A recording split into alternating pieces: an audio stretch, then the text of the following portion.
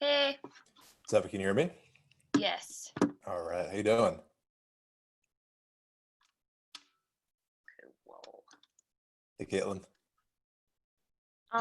Did we figure out the breakout room situation for the Yeah. meeting? So we should have 4 breakout rooms ready to go. And I think as you guys are doing your presentation, I'll just kind of assign people in there and then just kind of break them out when you guys need us to go. Sweet. Hey, Caitlin. Hey, how's it going? Pretty good. Pretty good. All right. Let's see. I'm just gonna assign y'all right now to a couple breakout rooms, just so you guys can have the head start there. Awesome. I'm so excited for this today. It's gonna be a lot of fun. It is gonna be a lot of fun. Let me see if I can share something with you. I feel like my background's messy. I might put something up. Are you guys, I guess, Jose, you're doing a background. Ugh. Yeah, my background is, my actual background is pretty bad, so I decided the virtual. It never picks up my hair right though when I do a virtual one, so. I feel you. Your hair halfway disappears and whatnot. Yeah, and it's this weird, it's always moving like this. I'll just let it be. Okay.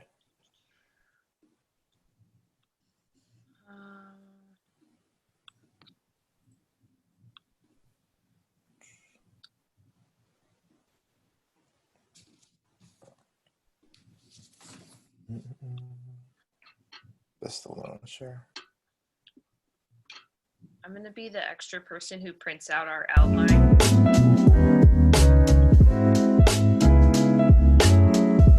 What is that? What was that? Oh, that was the music that I was jamming to. I was trying to see if we can put some intro music to people just don't sit in silence. But here, tell me if it's too loud. That's good. Right there? Okay, perfect. Yeah, I'm just printing stuff off. So today's me and Scott are making it to the steamroll event because we're no longer quarantining. So I'm very happy about that. What is the steamroll event? Doing it right after this because I like to make my life insane. Where we rented a steamroller and we're gonna be printing in our parking lot. So we're gonna be we have print plates and then we roll over them with steamroller. So wow. Yeah. School that we put together as part of Surface Impressions in the mural project. Yeah. That sounds awesome. Yeah, I'm excited. Karen Coos is gonna be here and so it'll be great. Yeah, I'm gonna bring some teas or something from Goodwill that I'm gonna try to put Dwight's face on. So that should be fun. That's gonna be awesome. Can I buy one from you? Yes. I'll give you one for $10 because I love you. All right, appreciate it. Dwight and I went to high school together, so we know each other from a long time ago. Oh, that's so cool. What size are you? Like a large or something? XL. Okay. Noted. I will find one just for you. Appreciate it. Thank you. T-shirts your cat, so I can just give you one. Oh, that's cool. So I do need to go to Goodwill or I don't need to go to Goodwill? We have some. I don't know how many I can give away. Okay. I'll bring a little pile because I probably only want to make 10 or something. I don't know if that's a lot. That might be a lot though. So I'm just gonna. Also this really sweet little thrift shop, Maggie's place. It's right behind the Lux. Oh yeah. So, yeah. Hey, Colin. Colin.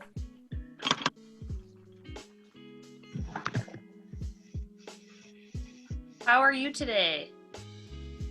Good. How are you? Pretty good. Okay. You feel good about your session? I think so. I think it'll be good. Yeah, I think so too. Okay. How many people do we have signed up? Because I know 2 people couldn't make it. Yeah, we had 2 people kind of sign up last night, so we should be around 15. Okay, cool. And I think you guys should all be co-hosts right now. So if you see anything in the chat, if people have any questions, you can be able to kind of navigate that stuff. And then in the presentation, then you can kind of move stuff around.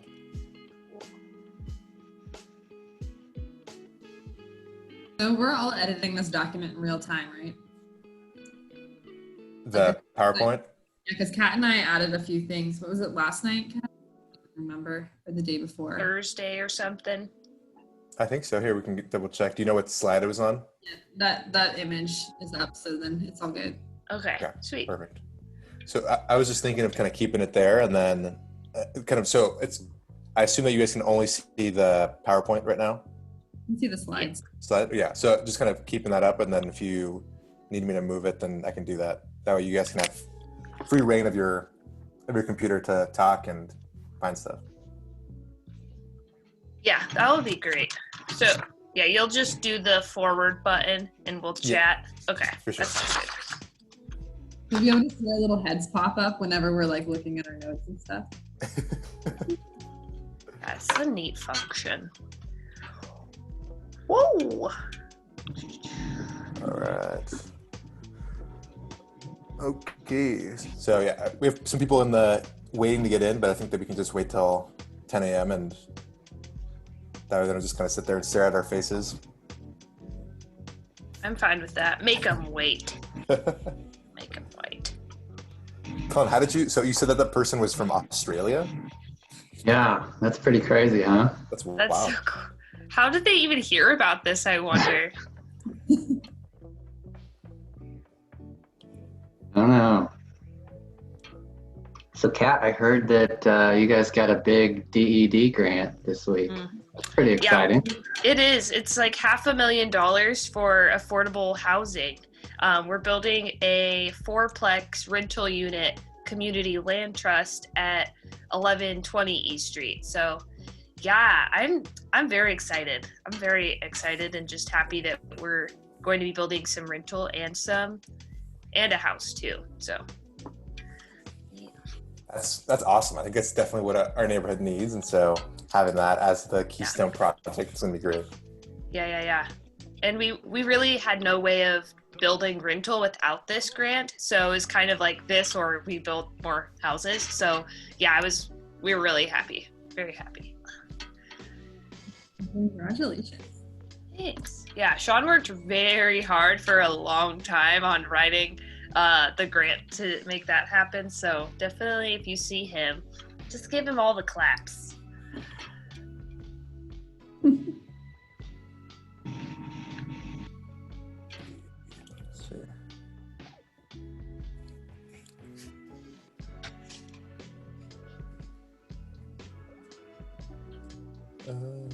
Okay. Are there any final details that we're not thinking about? So you got 3 minutes to troubleshoot. Did you guys figure out the breakout rooms and how that's going to work? Yeah, I think they should be in here. We are all assigned. So I just made 3 breakout rooms so that way people can go into kind of with all of us, and then they can kind of come back in to the main chat. So whenever Kat and Kate, you say, kind of break out, then we can just click the button and send them. And then do you control that? What do we have to click to get there? I think it's in there should be a button that just says breakout rooms, because right here, breakout rooms. So in the more section, 3 buttons, if you scroll down, it says breakout rooms. I don't know if you guys can see that too. Okay, so maybe that's just me. Wait, actually, can I? Yeah, it should be the 3 buttons, and then you scroll down, and it's like the 4th little tab. No, you're just like hovering over the document. Okay, so maybe it's just me. Yeah, so just let me know, and then I'll click it, and then people should be able to go into your space.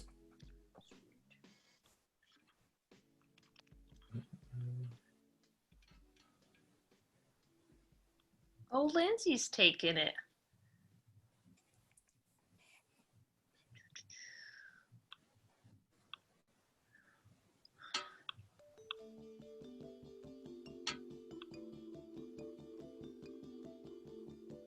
Oh, we're recording now too. Yeah, we could always edit it out. I just wanted to have it going before we jump in. Trying to catch us off guard so you could put it on the internet. Exactly. That's the whole point of this workshop. Get some blooper reel.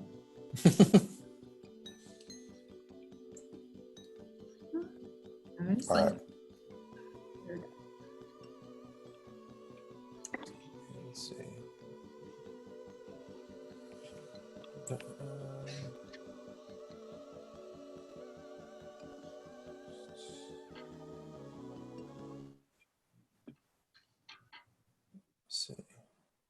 Music stopped. I was trying to see if there's a way. So if I send, let's see, if I share my screen, is there a way that can you guys see each other as well? Or is it just the PowerPoint that you see? We're all on the side of mine. Okay, so you can see each other. Okay, perfect. Awesome. That's what I wanted. I just didn't want people to come into just a PowerPoint and floating heads or just voices and be like, oh, where am I? All right, so let's do this. Let's let people in.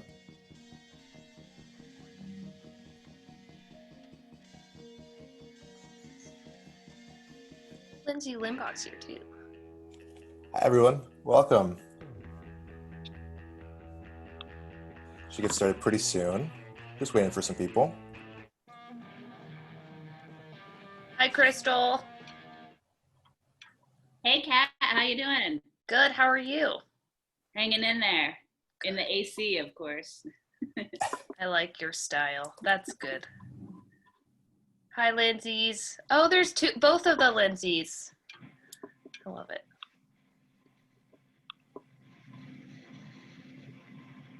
All right, we should be getting started pretty soon. We're just waiting for some people to join us, but thanks for joining us, everyone. All right. So if you're new to Zoom, we've just put a couple of recommendations. Check your volume, check your microphone. If there's any questions, we should have the chat open, and so if there's any troubleshooting that needs to happen, let us know. We can help you out.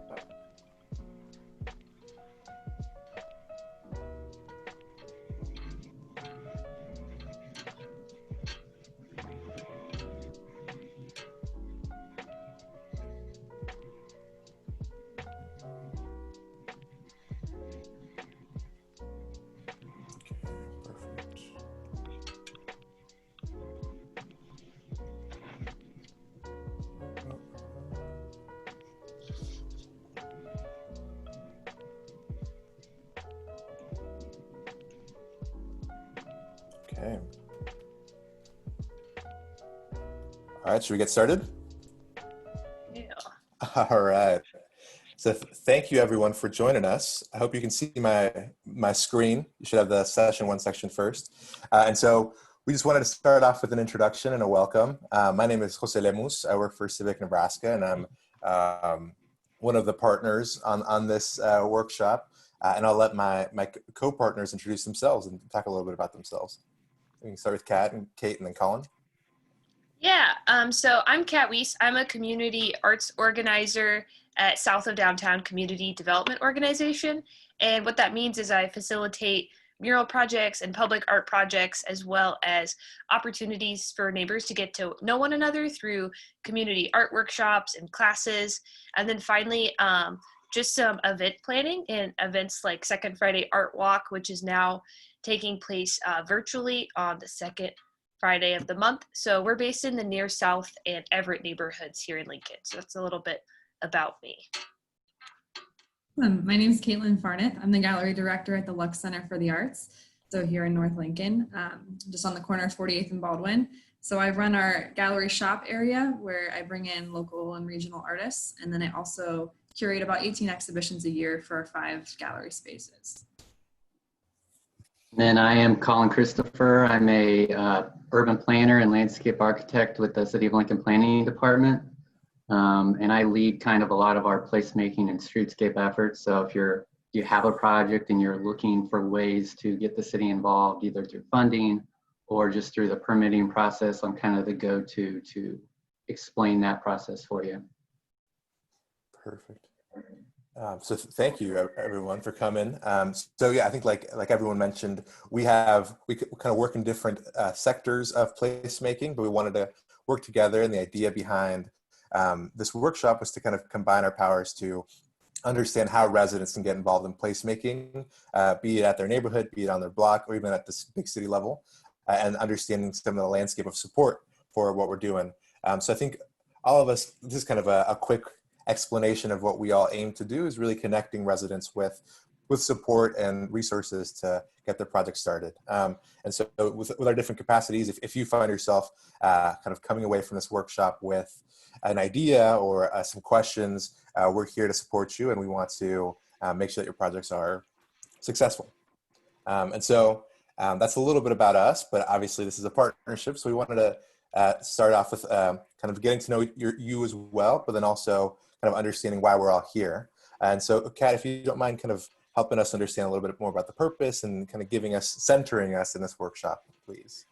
Yeah, so I think if you haven't used Zoom before, there's a couple things I just want to help you guys get adjusted to. So you might only be seeing like the presentation and maybe like my face or Jose's face. So where the faces are, there's little dots up in that corner. So if you want to see everyone in the workshop, you can hit the multiple squares so you can see more folks, which I always like to do because I like to see how people are responding. But just some general etiquette. So when someone's talking, just use the chat or be on mute if you have like a question or a comment. And of course, if you're concerned about something, reach out to one of the hosts, me, Colin, Caitlin, or Jose, and we will do that. And I like what's on this next slide about pronouns and whatnot. I haven't named myself because I guess I'm a noob in this space. So I'm going to put my name and like my pronouns next to that, and that just helps ensure everyone feels comfortable and we're using the right terminology. So those are some things. If you need to rename yourself, just hit the little picture and the buttons with the 3 dots, and then there should be that option. Thank you, Kat. That was wonderful. And so we wanted to kind of get to know you as well, and then hear a little bit about what motivated you to come and join us this morning. So we'll just kind of go around the virtual room, just kind of with who's on my screen. I think we'll start with Crystal, Lindsay, and then kind of move on after that. Good morning, everyone. So my name is Crystal. I use she, her, and hers. I'm an English language educator at the University of Nebraska, and I'm the president of the Lincoln Council for International Visitors here. And I live in the South Salt Creek neighborhood, so over by Cooper Park. And I'm here today because we live in probably the most underfunded and under-resourced neighborhood in the entire city, but it's one of the most historic. We're often overlooked for projects. We kind of tend to get funding, but then the idea and the momentum behind it goes away. We've had a lot of funding given to us to make improvements in Cooper Park to add public art projects, but then the Haymarket Park plan came along and we've kind of been forgotten about a little bit. So this has been 3-4 years now. So I'm here because I really want to kind of revitalize those efforts in our neighborhood. We'd love to bring in some public art, some murals, something in our spaces. A lot of people use Cooper Park. It's a great gathering place for people of all kinds of cultural backgrounds. We have a lot of Yazidi refugees that live in our neighborhoods, a lot of Hispanic individuals in our neighborhoods, and we really want to make it even more of a place where all those identities and communities are identified as become a welcoming space for them. So thanks for hosting. Perfect. Lindsay, if you don't mind keeping us going, please. Which Lindsay? Yeah. Oh, that's right. Yeah, sorry. Sorry, I was looking at Lindsay Clausen. Sorry. Okay, thanks. So my name's Lindsay Clausen. My pronouns are she, her, hers. And I'm not totally sure what my favorite place in Lincoln is. I was born and raised here, so I've got great affection for all areas in the city. I suppose maybe my favorite areas are the downtown area as well as University Place. And I was raised in University Place, and I currently work in University Place. So just kind of has a special place in my heart for that reason. And so the communities that I'm connected with are, I would say, primarily maybe the art community and I don't know exactly, and as far as like the skills and abilities that I would be hoping to share, I would think mostly, I think planning and organizing different arts related events has kind of been what I've done in my work and what I would say is probably my strongest skills. Wonderful. Thank you. And then I see Maya and then Lindsay Limbach next, please. Hi everyone, my name is Maya. I use she, her pronouns. I was thinking about my favorite place in Lincoln. I'm not really sure either. I also grew up in Lincoln, and I think Antelope Park is probably my favorite park to go to, and I also love downtown. As far as communities, I'm connected to the First Plymouth community. I used to go to church there when I was a kid, and I'm also connected to the arts and the dance and music people in Lincoln. I'm hoping to share some of my art skills. I like to paint, and I mentioned dancing and singing, and I also like organizing people and bringing people together to make projects happen. Thank you.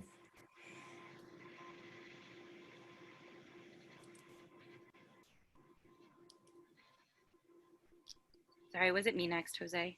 Yes, sorry. Okay, I apologize. Okay, hey everybody. My name's Lindsay Limbach. My pronouns are she, her, hers. I also struggled with a favorite place in Lincoln. I guess I really love the uniqueness of all of our neighborhoods. I've been doing a lot of walking over the summer and trying different neighborhoods just to see them, you know, besides just driving by them, and that's been really enjoyable. So communities I'm connected with, I work with our 29 CLCs, but I live in the Woods Park neighborhood and I've tried to get more connected since I moved here. Let's see, skills or abilities. I do love to write, and I like to engage with others and just learn more about other people. And so learning others' stories and just other skills and abilities from the people around me and how we can work together to cultivate that. Wonderful, thank you. And I think we have Zachary and Michaela next, please.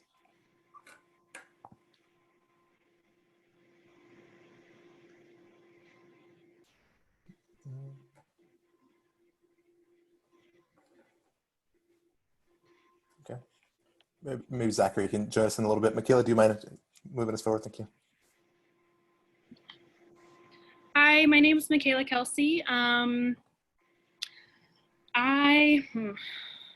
Communities that I'm connected to a lot. I work for Lincoln Public Schools in a variety of capacities. I've done work with our CLCs. I'm a resident of the Everett neighborhood. So I feel very connected to the city in many ways. I have lived here for about almost 20 years. And the city continues to surprise me with what I discover. So as far as favorite place, I don't know. I have a lot. And then as far as skills and abilities, writing also. I'm a poet.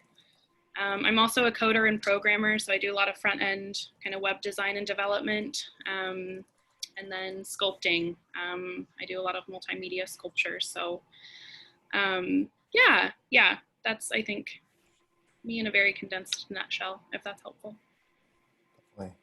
Wow, you all have so many cool skills that I'm excited to learn more about and see how we can partner. So thank you for sharing all of that. And so moving on just to kind of a conversation that we've had at previous workshops. So my role is a community organizer through Civic, Nebraska. And so my role is to work with people to understand some of the strengths and the talents that exist in their community. And one of the ways that we do that is through understanding something called the story of self and the story of us, and adding, and some of you may be familiar with that process, but I think that in some of the placemaking projects that I've worked on, being able to hone in on that structure and identifying that idea has been very successful for the people that I've worked with to be able to draw that line from cool idea to finished project to community engagement.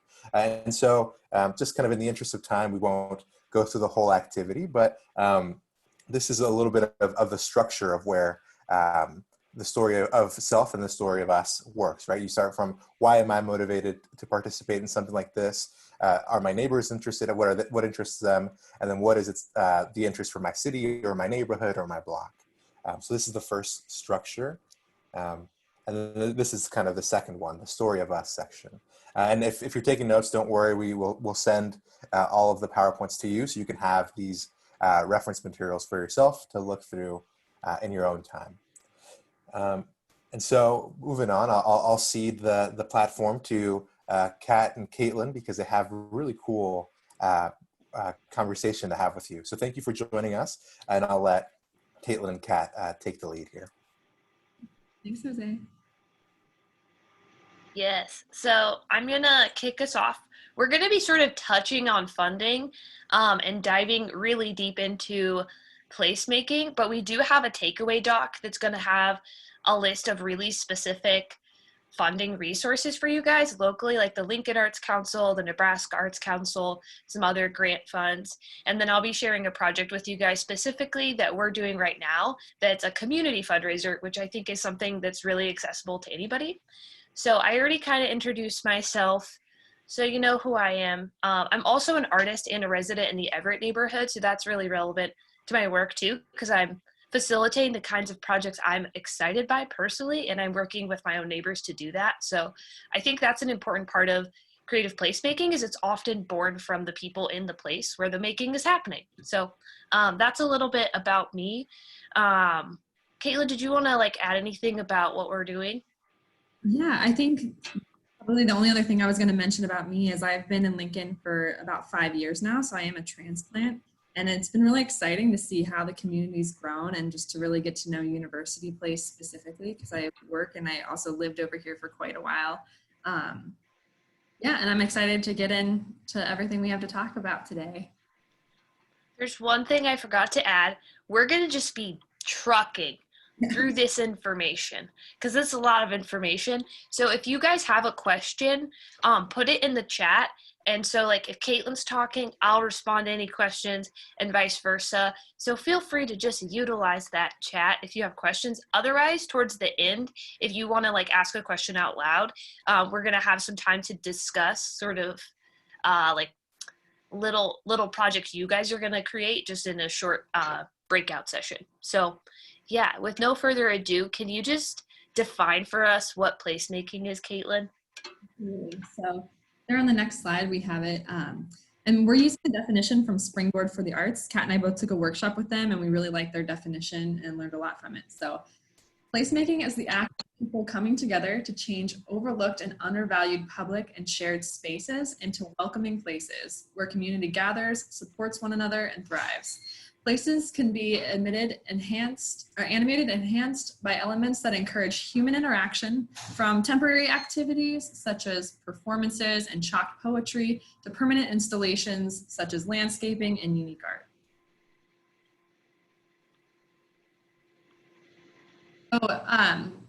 Like I just mentioned, we are using the Springboard for the Arts definition, but this is also an example of a project that they did, a placemaking project.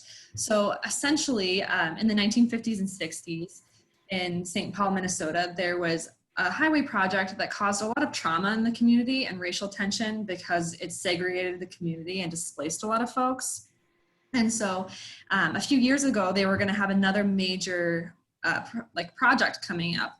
And they wanted to come up with some way to have more positive interactions with the community with this huge project that was going to be 3 years long.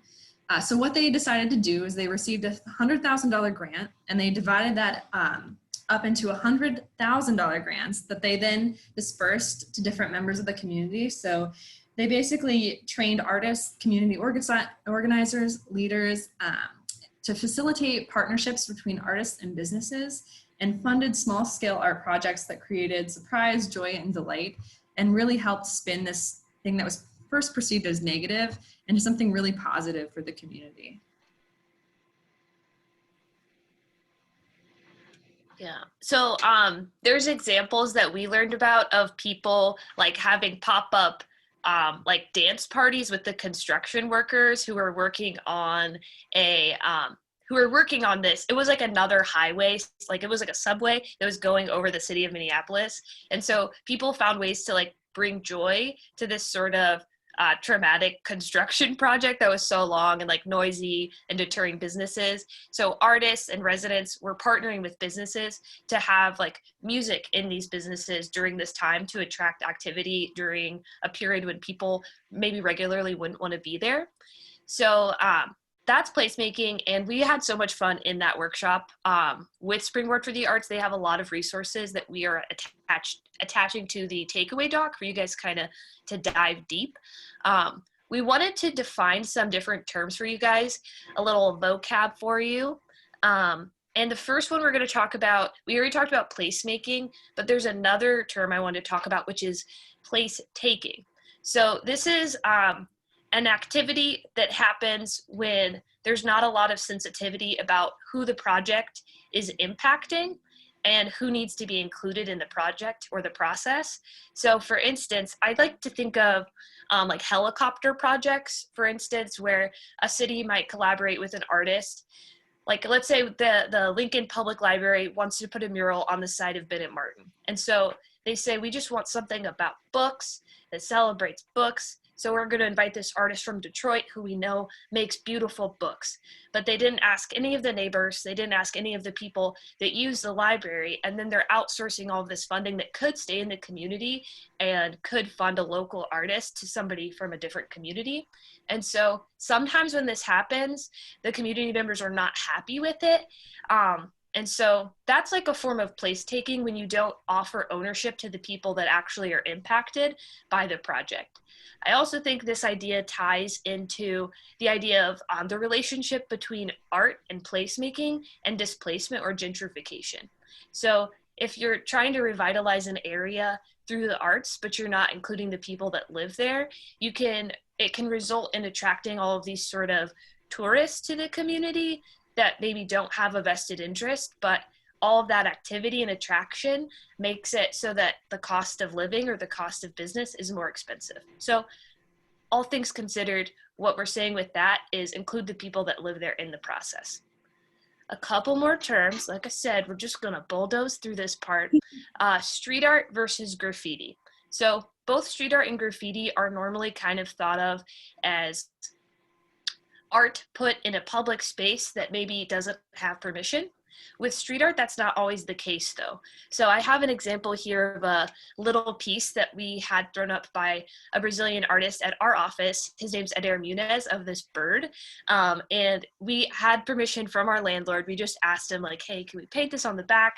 And he just said yes through text. So it doesn't have to be this whole process to get the permission to do these projects. It also doesn't have to be, it's still street art, even if it's not illegally placed.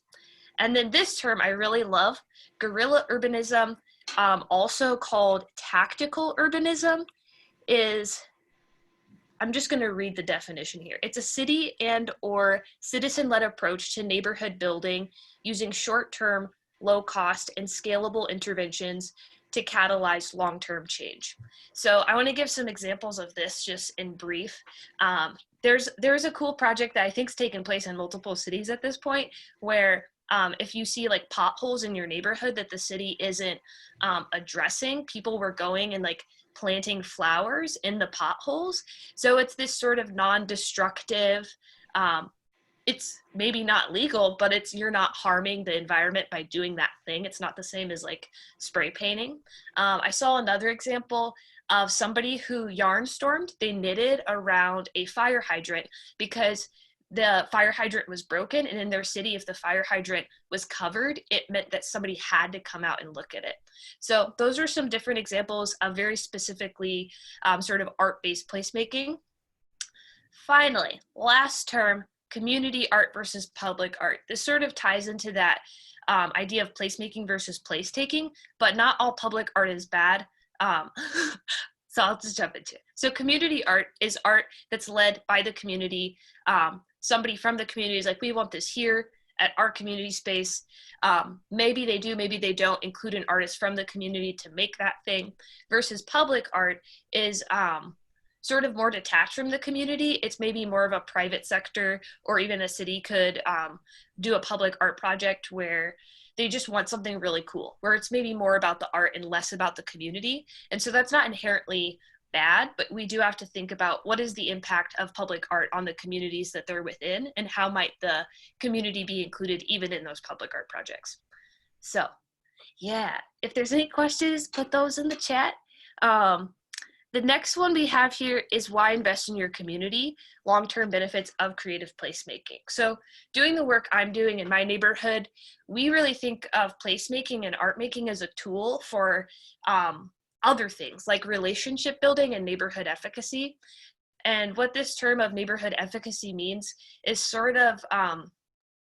it's sort of like that non-tangible stuff about neighborhoods, like your neighbor who's out on the corner and he's smoking every day, and that's like his behavior, but also like he's watching the neighborhood kids. Or when you're locking up your office at night, like you feel safer because your neighbor's there hanging out. And so there's this sense of safety, this sense of relationship, which is neighborhood efficacy. And through these art projects, we can kind of find ways to build greater neighborhood efficacy, to build greater relationships by including students from the schools, or by including parents or artists to be a part of these processes.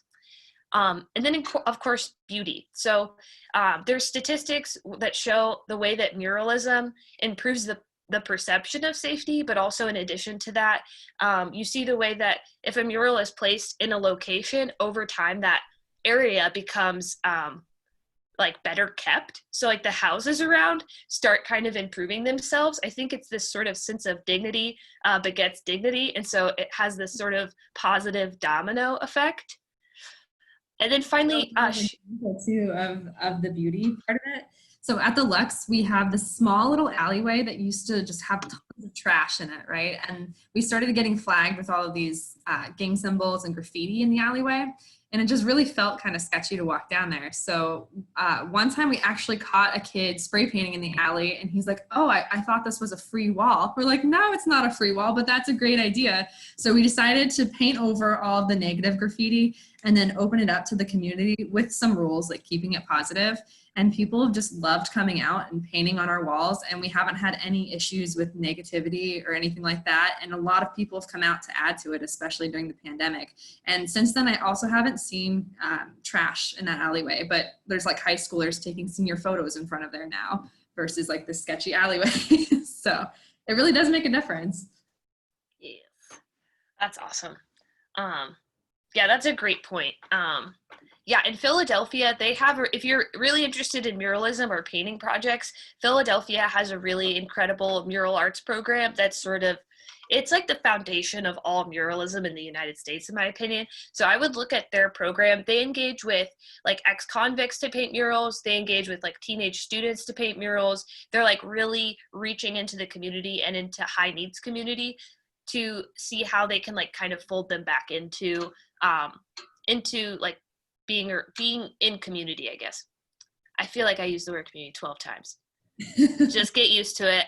Okay, so the last one is sharing community values and challenging public perception. So in some areas or neighborhoods, there might be like stereotypes about that community, or there might also be, just things like that. And so using art making as a way of saying like, this is who we are and this is what we're invested in. I really see that in my neighborhood on 13th Street, where NeighborWorks Lincoln partnered with La Variedad's Mexican-American business in the community to make this mural that really celebrates Mexican heritage, because we started with a community in South Salt Creek where Crystal was talking about, where we have a lot of Germans from Russia that have been like early immigrants in our community. And so we have this long-standing history of migration, both in the Everett and the South Salt Creek neighborhoods. And so now we have this like Latinx community, and making this mural that really recognizes their presence and celebrates their culture.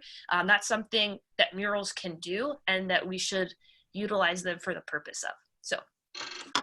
Good example.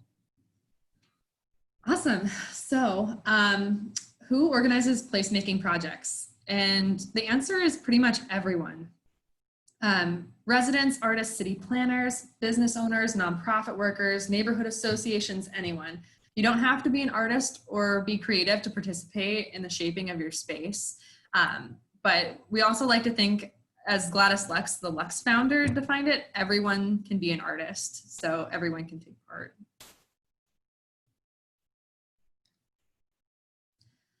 And then we're going to jump into a project pretty soon, but I just wanted to give you guys another real world example of something that we just put up last month. as a placemaking project. So I organized with Karen Kuntz at Constellation Studios an international juried print exhibition because we really wanted to draw attention to her facility and what a great printmaking community we have here in Lincoln and a lot of great resources. So we wanted to have this big, exciting thing, but then I started to think about, I felt like we might start to leave Lincoln out a little bit. So how could we bring it back home? So we decided to pick 9 different Nebraskan artists. They're not all necessarily printmakers by medium or trade or whatever. And we decided to pick them, and then they were going to work one-on-one with Karen to come up with a woodblock. The only requirement that we gave them was that it had to be vertical orientation, and we provided the woodblock for them. So they were all the same size, and then we were going to install them in 9 different locations around Lincoln to just really like beautify the area, but also to basically start a conversation about printmaking and local artists and showcase the talent that we have here in Nebraska. And it turned out really, really cool. We tried to place one in each neighborhood. We have a bike map. If you guys want to go to the hashtag, you can see the other locations and stuff. But it was just a really exciting project, and it really didn't end up costing us all that much to make something really exciting that people can even socially distance and go out and see. So we want you guys to jump into thinking about how might you address a concern or something you're excited about within your own community. So we're going to break you guys off into groups. You're going to imagine you have $1,000 to do some sort of project, and you guys maybe will already have something in mind. Maybe you guys come from similar communities and you're like, yeah, we already want to do this thing, and we just want to hash out how we would do that in real life. Or maybe you want to come up with something theoretical, but just like with Caitlin's project, you're going to identify a partner, like Caitlin's was Constellations. You're going to identify resources. I know they reached out to Valhalla Wallpaper to get like free wheat paste for the putting stuff up. And you're also going to identify resources you need. I think that's what I said. So identify a project, identify partners, and identify resources. And then we're going to kind of regroup at the end and talk about maybe like some common pitfalls or some things to think about with a placemaking project. So you'll have like a little bit of like a minute to like share with us who your partner was, what your project was, and what resources you identified. And I think each of us, our little hosts, will be in the rooms, will be in the groups with you to kind of just help answer questions or remind everyone what it is we're doing and why we're here. I don't know. So we'll do that for, what was it, like 15 minutes? 10 We had minutes? 15 minutes set aside for that. Yeah. Just think of a way to really make the best version of your dream a reality. I always like to shoot for the stars and then land on the moon, so you still end up with something really cool. And we were gonna give you guys like $1,000 as a resource to start out with, just to help you, because I feel like everyone can kind of visualize how far that can go. So yeah. So I'm currently setting up the rooms, but Kat, would you like to share about the 11th Street project that you're working on? So I asked everyone if I could do a little bit of a pitch to you guys, just to like contribute if you want, or to just share it, or to just think about in your own community, this is a way you can fundraise. I think that's really important. Like, how do we make these things happen? And sometimes it's applying for a grant. If it's a small project, sometimes it's making like a Facebook fundraiser and just asking your friends or asking your neighbors, like, hey, will you contribute to this thing? So we opened a fundraiser on Monday and we're at over $1,000. So like, we just asked our friends and neighbors, like, hey, can you contribute to this thing? I also made a bunch of promo for it. So that's a big part of it, is just setting yourself up for success and being like, yes, we can do it, and asking for exactly what you need. So I'm going to screen share a little video I made. Let me just get situated here. You're going to see our presentation first, and then you'll see the actual thing. Does everyone see what's happening? mm-hmm. Okay, gonna do it. Can you hear the audio?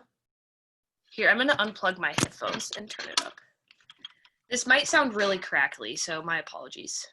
This fall, south of downtown is reaching out to our friends and neighbors to help support the efforts of David Manzanares, a neighbor and artist looking to create a mural on the north-facing wall of Esquina de los Baños, a series of Latinx and Hispanic American businesses, including Nevarea Arquaz, Guerrero's Market, and Pan Dulce.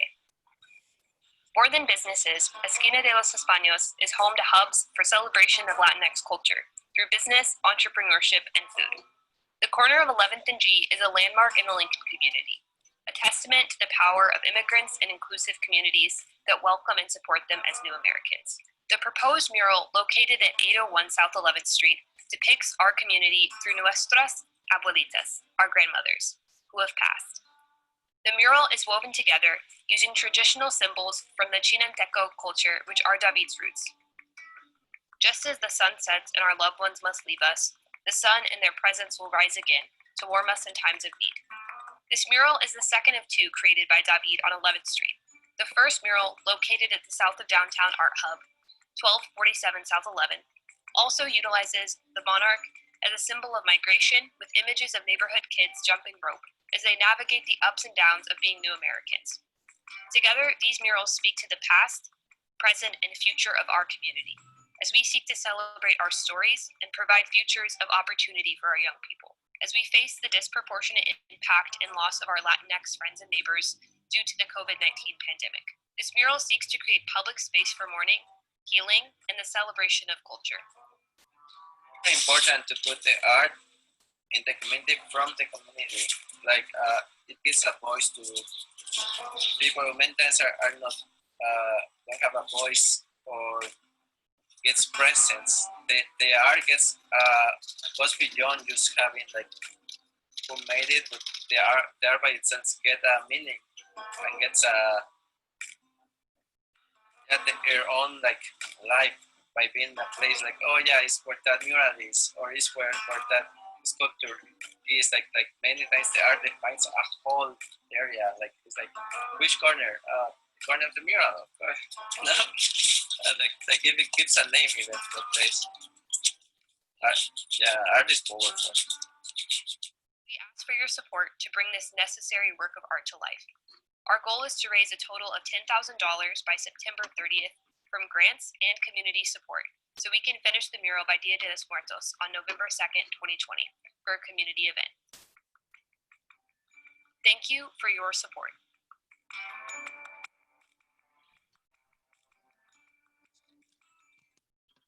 So yeah. That's awesome. Thank you for sharing with us, Kat. I think hopefully this will get some traction. It's a wonderful, as a person that's grown up in Lincoln, that's one of my favorite corners in town, and the mural looks wonderful. So I think that we should be ready to go with the breakout group. Since we're a smaller group, if you don't get sent to the breakout room, you'll just be in this main room with myself and Caitlin. But other than that, we'll let Caitlin and Kat lead the activity and see y'all once we're done brainstorming.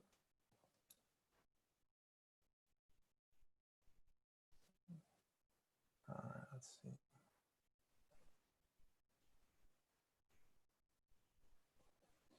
All right, I think this is our working group.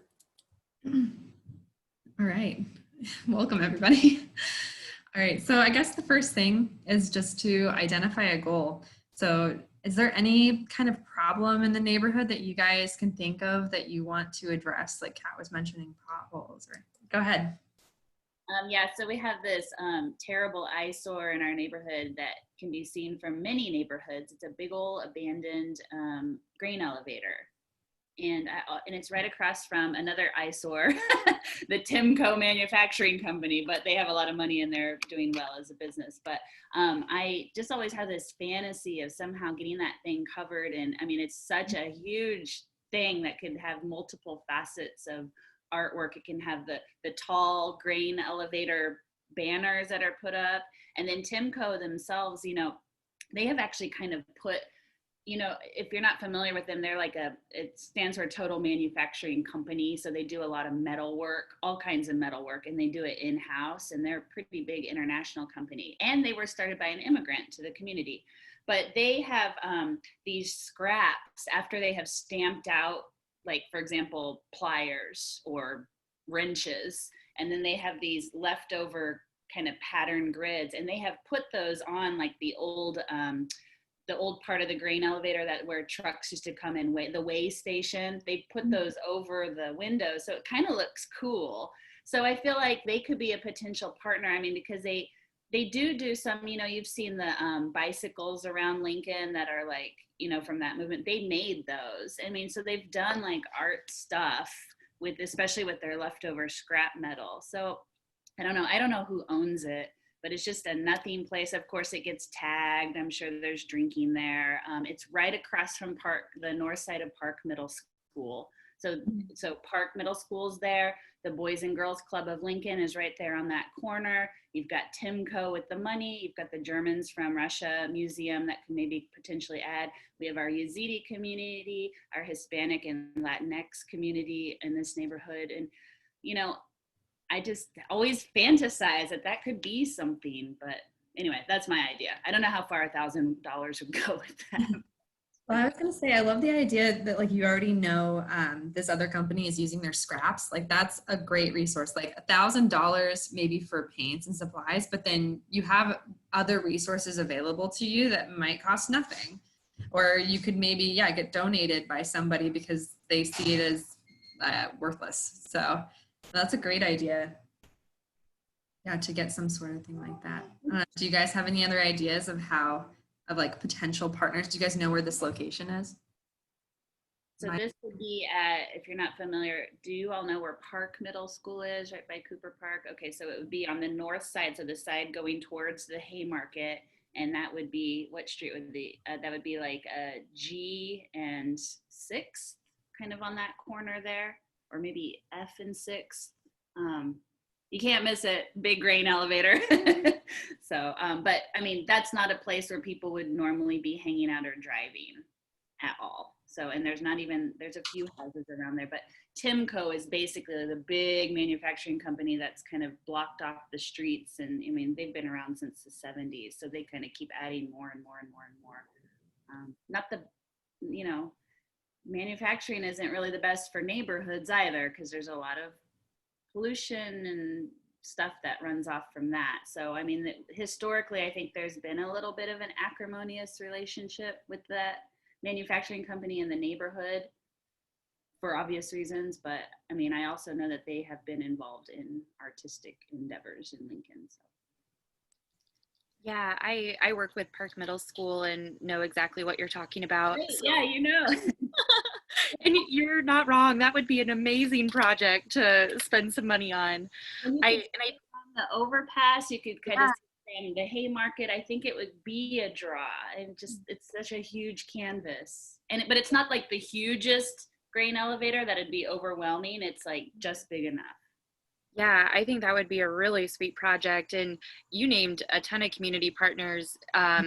And just to emphasize, the Park Middle School students themselves, I think would be great partners in that. And with Lincoln Literacy, not too far away either, I think Lincoln Literacy would also have a lot of resources to offer at least a lot of people that would probably be up for contributing. And just a lot of churches. There's a ton of churches in that neighborhood, but I don't know, I think you covered it, Crystal. I've had my eye on that thing since I moved to this neighborhood. I was like, there's something that this needs to be a thing, but what? Can't be a bar or a brewery. It's right by the middle school, so. That's a good idea, though. I would also add, I think that there would be some potential city money or county money because that area falls within the South Haymarket redevelopment area. And I know that if you have such a cool community project proposed by neighbors in the school, that's a lot of the legwork that they would have to do either way, right, to revitalize that block. So there might be some city or county funds available to help with that project. And the very thing I would think about doing is just identifying maybe 5 partners to start with and just having a brainstorming session with those people, like over Zoom. Just kind of pitch your idea to them and see what they think. And then once you guys are all kind of together on a unified front, and you can approach like the city and basically just feel like we have this great idea, like they can't turn it down because it sounds amazing, you know, and everybody in the communities for it. So. Yeah, I know. I realize it's a huge idea. Like it kind of just jumps right to the top. But I feel like, I mean, that's such a blighty corner for being right next to a middle school. It's just doesn't, I mean, and it's in our neighborhood. So it's just, like I said, I mean, we still have dirt roads in our neighborhood that people live on. Come on. Like we're in Lincoln and you go west of me and there's dirt roads. It's just kind of silly that there isn't more. I don't know. It's a frustration, definitely. And I know people don't have a lot of pride, you know, and we do have, when I tell people where I live all the time, people are like, ooh, you know, are there shooting? I mean, we do have that perception. I love my neighborhood. So I just think something like that would be such a dramatic, gorgeous thing to have right by the middle school and to in between here in the South Haymarket. So anyway, help. I was gonna say too, like, since we gave this specific like little work activity $1,000 limit, something you could do ahead of time just to get more community partners involved or like the community involved as a whole and inform them would be like, we're in pandemic time, so it's kind of different, but you could essentially use that $1,000 to host like a community potluck and like information session or something and just like get feedback from the community to start with so that it is more of like a community-led effort. But of course we have to be creative during these times. I also feel like Lincoln High, I know it doesn't sit in your neighborhood, but so many students that live in your neighborhood, I'm assuming, go to Lincoln High. And they just have amazing art teachers too that I think would also love to give back and provide some ideas, and maybe there'd be some funding in there too potentially. But I think Lincoln High would be a super awesome poll too. I think maybe my first step is to find out who owns that thing, maybe, and you know, I just, you know, they're probably sitting on it, I'm sure, until development moves down that way. But also development, I think, will be hindered because it is right next to Timco and they're not going away, right? So it's like, you know, I feel there's probably sitting on that land because it will be more valuable, but at the same time, it's not going to be the most attractive place, you know, if you were to put apartments or whatever, you know. So I think it'd be a great use of that. But I guess, yeah, finding out shouldn't be too hard to find out who owns things like that,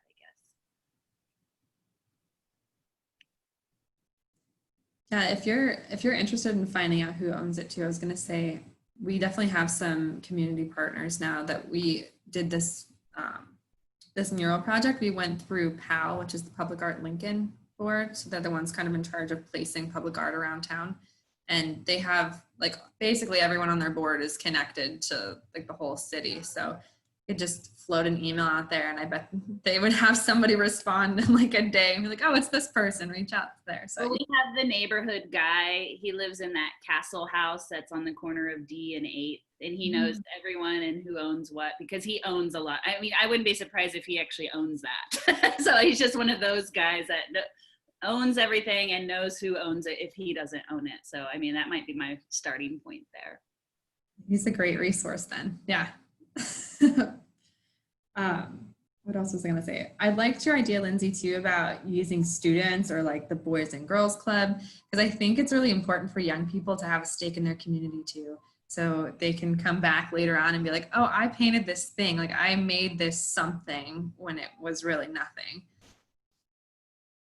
And they're also a free resource. And a lot of art teachers are really interested in doing projects like that. I know they plan about a year ahead of time, but like we just did a project last January, February with the Arts and Humanities High School, and we pitched it to them and then they included it in their curriculum and had a big exhibition and it was really fun. So they're always willing to make things like that happen. Well, I also have this, I mean, Lindsay Limbach, you're familiar with how it looks, but there's that little way station and then there's the old scale. Like that could be like all kinds of things, a little stage. It could be eventually a little baby art center or a coffee shop or, you know, something. Like it could be more. Once again, money, like whoever's sitting on it probably doesn't, wouldn't agree with that. But, you know, like there's so much more that whole little complex could be something fabulous, you know, have the wall climbing stuff on the inside that people do, or I mean it could be so many multiple things as well. So yeah, because it is kind of I don't want to say a dead area, but it just doesn't have a lot of energy over there. And then you go to the south side of Park Middle School and it's got Cooper Park. It's just so beautiful all the way around. And then it's just like stagnant. There's not a lot of traffic that goes by. So I like And that coffee shop idea too.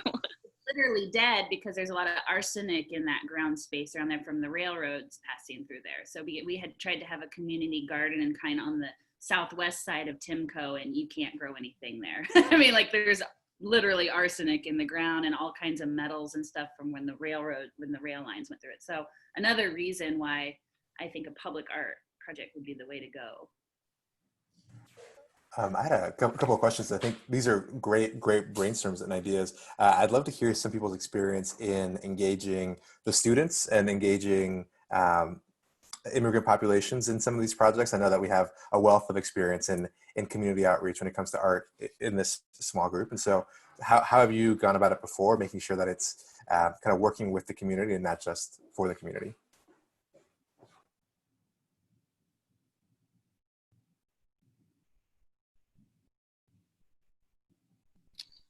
So is this for everybody? Is that right? Yeah, I think just kind of talking about what's been successful in your experience, and it doesn't have to be just art, but I think that everyone has kind of that community engagement and participation experience. So I'd love to hear some of the strategies that you've used that have been successful. Yeah. I mentioned earlier, I work with our CLCs, and specifically I used to work in the Belmont neighborhood, so that's where a lot of my experience comes from directly. But we used to do a lot of project-based learning sort of activities with the kids, and that's really how we'd start getting their ideas into action, or putting their thoughts into action. And so it wasn't all artistic necessarily, like you said, but their big thing in the Belmont neighborhood was lack of stop signs and too much litter. And so we just have conversations, and I guess those would start with just taking students and doing little walks around the neighborhood, and pointing out specifically, like, okay, students, what do you see that you really love about the neighborhood? And they could bring a little pencil pad with them, or they could just retain it. And then also telling them, look for things that maybe make you uncomfortable, or that you don't find as beautiful, or also using safety in there too. Where are safe places in the neighborhood? Where are places where you don't feel as safe? And so talking about that, and then taking it back to a bigger brainstorm, and just, what did you find? And that's really how we came up with the trash piece and the lack of stop signs, which meant people were driving too fast in the neighborhood, which they identified as an unsafe thing, obviously. And so, frankly, those projects didn't come to fruition for a bunch of different reasons, but really we had a school and neighborhood advisory committee, or similar to a neighborhood association sort of group of parents and neighbors that after students identified the problem, or identified areas they'd like to build up in their neighborhood, they would do some research onto how to make that happen on their own, with the help of some adults, but it was mostly guided by themselves. And then they'd present to our neighborhood group and just make sure that, does everybody agree with us? Do you have any other feedback? And so we were trying to encourage them to facilitate some of those conversations.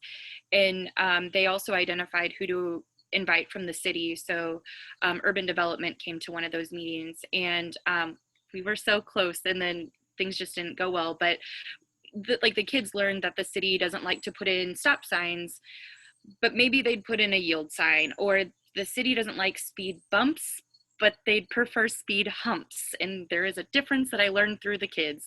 And so if you want to know the difference, please ask me later. But those were some of the things that they wanted to do. And they also wanted to build more engaging trash cans to make people more interested to throw away their trash. So they thought about building like backboards on the back of trash cans, so because they know kids love to play basketball. And so that's just one example of kind of how I've included the youth. But I also know Park Middle School students, Boys and Girls Club kids, helped in South Salt Creek with just painting some of the trash cans. That was our neighborhood association. So we reached out to Boys and Girls Club to get that kind of going. We also noticed that the week after there were middle school age kids that were also destroying them, you know, like rolling them on the sides and beating them and stuff. So just, you know, of course you're going to have that kind of stuff, but if the more we can get those students involved, the more ownership they would have over something like that, for sure. Yeah, we've also, when I worked at Goodrich too, we had our middle schoolers help flyer the neighborhood with us for things like events and to promote things. So then they'd also want to show up as well, or they'd help us plan some of our neighborhood celebrations.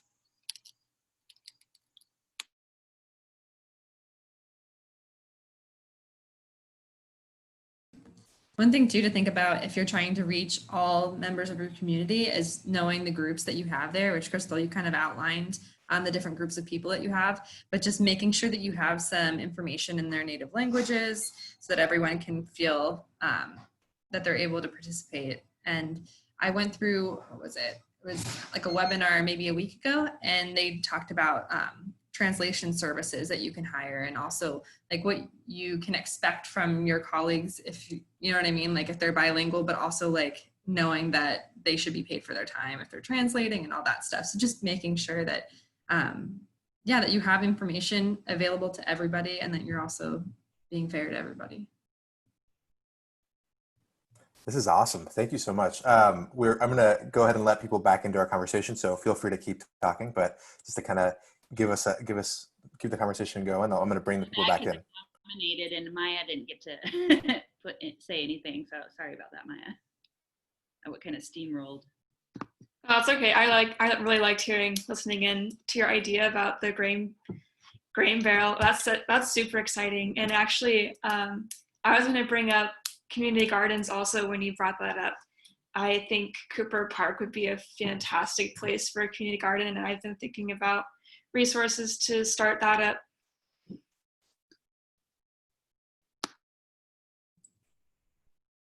Awesome.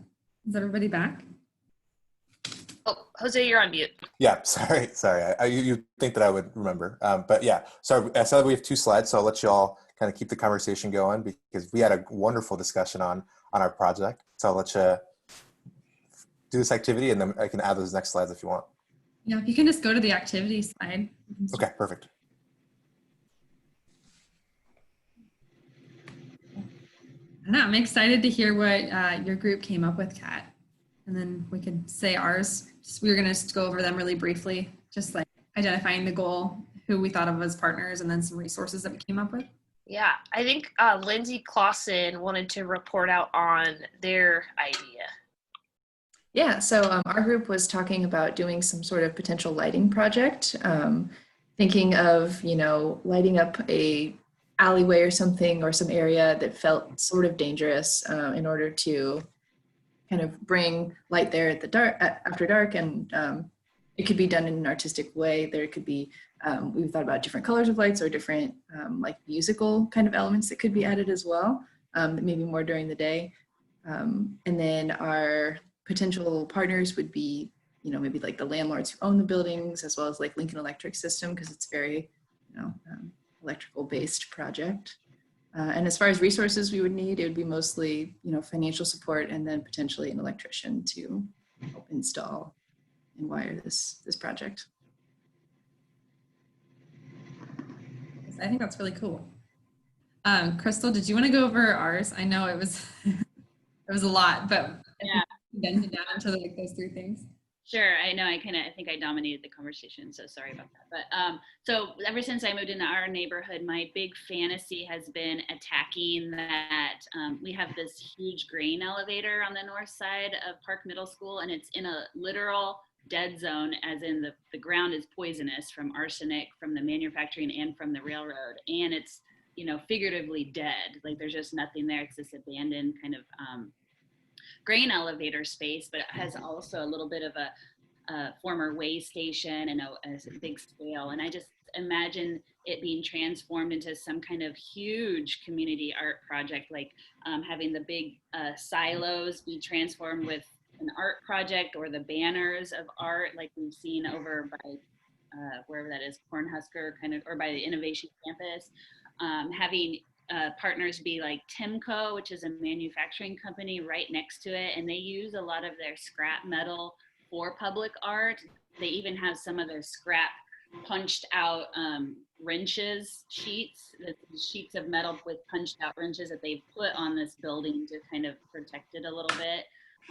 Lincoln Literacy could be a partner, Park Middle School, of course, and the Boys and Girls Club, that's right there. The Germans from Russia Museum, and then we were thinking Lincoln High School as well because of the art program and because a lot of those students do live in our neighborhood. But, you know, I just feel like it would make such a gathering, beautiful place in our neighborhood that we really don't have, because we don't have a lot of businesses hardly at all in our neighborhood like a lot of the other neighborhoods have. We don't even have a grocery store, so we don't have a central hub of businesses where we could have murals, and I think that could be the space. So that's my fantasy project for the neighborhood. I love that. I just want to say, I think that's totally possible, because Diane at TMCO is really cool, and they also, like, I've reached out to them about funding projects, and they were amenable to the idea. We didn't end up doing the thing that we pitched to them because COVID, but yeah, so that's really cool, and let me know if you want support. Yeah, I'd love it. I've brought this up to our neighborhood association a little bit before. I mean, it is kind of overwhelming, you know, just the scale of it. So I think people are like, yeah, that's cool. And then we kind of move on to something else, right? So I still think it's cool to push forward. The founder of TIMCO is an immigrant to our community. So I think that's a good connection too, since we are an immigrant neighborhood. So. Reaching out to Spreetail and figuring out what the cost of those banners would be like, if you can just figure that out, then it's like, you know, then you'll know concretely what you'd really need to make that possible, because it might be surprisingly low, surprisingly high, or just what you'd expect. So cool. And I think did we have one other group? Cool. I think we wanted to go over some common pitfalls. So now that we've sort of gone through this process, it's easier to imagine, like, thinking about your project, what would failing to research do? Or like, what time constraints do you need to think about? Mismanaging cash flow, a poverty of expectations. I want Caitlin specifically to talk about that one. But before that, I think I wanted to give an example about failing to research with a project we facilitated at South of Downtown. I'm just going to try and say it really fast because I know we're running short on time here, but we did a project where we were trying to get more people registered to vote, trying to get more people to respond to the census, just because that makes everything better on a large scale. And so we came up with a sidewalk chalk project that we were going to do in the neighborhood. And we decided on this because, of course, we're not seeing as many people because of the pandemic, but people are still walking their dogs, still getting outside. So this would be like a really good way to advertise and get people to respond to the census and voter registration now that it's online. And so we made some stencils that we had like the link to the census on and a simple link to voter registration. So when you see it, you could just go right to that on your phone or whatever. And we used spray chalk, so it's erasable. And when our organizers went out and were applying this project, a cop came by and they were like, hey, you can't just spray paint on the sidewalk, because they didn't realize it was erasable. So they were like analyzing the can, it says erasable. And so I think they did it again in Omaha. And at that point, all of their paint was confiscated in Omaha. And so that was for something else, but they were using the same spray chalk. So what they learned from that is they needed to have done a little bit more research about like city code in Omaha is different from Lincoln. So in Lincoln, that's legal, but in Omaha, it's illegal to use that spray chalk. And so what they did in Lincoln, the next time they went out, is they got a little sign that said, this is erasable. So none of the neighbors called the cops on them. And then they were like actively talking to people about what they were doing, which they were doing the first time too. But I think the addition of having to wear a mask when you're outside just makes it all very sketchy. So having adequate signage and communication is really important. So kind of thinking what could go wrong. Thinking about some of those things is valuable. And then Expectations. So this is a term that my boss started throwing out about a year ago, but I think it kind of goes along the same lines as I said, shoot for the stars and you land on the moon kind of thing. Well, definitely did not have a poverty of expectations when she was pitching her project to us, which I was really excited about. But it sounded like maybe some other community members do, like they just think it might be too much or like it's a lot to do and this and that. So just think of the best version of the project that you could do, like what could make the most impact on your community, and really try to push for that. And then if you only get half the funding, try to see where you can cut back certain things, but know that like you could maybe continue in the future. Like I know Crystal was mentioning that doing some banners and things like that, but then where the scales were could potentially be for music. So maybe it's divided up into phases and that makes it more approachable. But yeah, pretty much that. All right. I want to add one thing. Actually, I don't even know. Are we supposed to be done at 03? 05. Oh, we have 1 minute. Mismanaging cash flow. That's a big one. Identifying your budget beforehand. Do all the research ahead of time to see like what all do you need? How much does each of those things cost after tax? Can you get a special discount with someone? Because it'll be so much easier after the fact when maybe you're asking your community for funding, you can say exactly what it's for. Or if you're applying for a grant or writing a letter of intent for a grant, you can be really specific and be confident in what you're asking. So yes. And know too who you're partnered with. So sometimes people will have different expectations if they come from different backgrounds, and just making sure that everything is really clear from the beginning, that you do have contracts. I know contracts really help because then they make it clear, like you understood this at that time kind of thing. So it's also a good tip.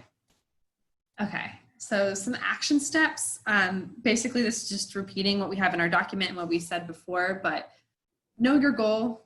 Evaluate your motives and subsequent impact. So know that you're doing it for the right reasons. Choose your partners. And it sounds like everybody came up with some really great partners. And a lot of times they're pretty obvious, but also know who else is doing similar things out there. And they might have some great advice or some connections that could help you out. Pool your resources. We were talking a lot about how there's a lot of resources in that community specifically where there's a lot of youth, and that would also help them have a stake in the community. So that would be a great resource. And a lot of times they're free, right? They just want to do this cool project in their neighborhood. And then make a plan and make it happen. So if you guys want to talk about your ideas further, I know Kat and I both get really excited about these types of projects. Kat's already like totally on board with that grain elevator, I can tell. So definitely feel free to reach out to either of us. We have our email addresses and our phone numbers up here. We love to use what resources we have to make your ideas happen. So thank you guys. Thanks everyone.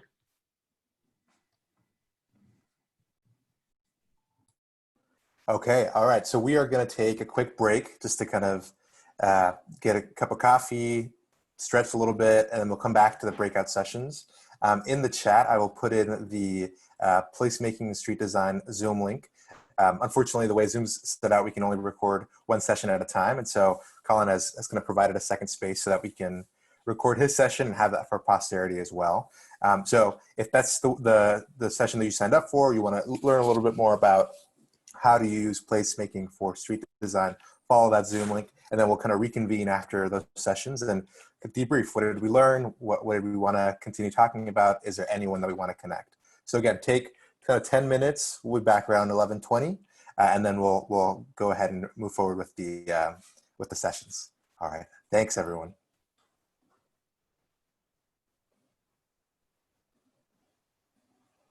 I'm just going to personal plug and put our fundraiser in the chat. If y'all want to support the fund. So it's up to you. Or just share it. Honestly, if anyone wants to share it on Facebook, I appreciate you. That's all.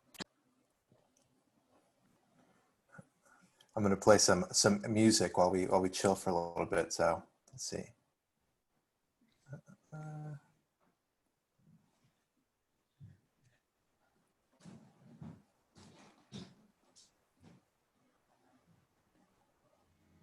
This is that once.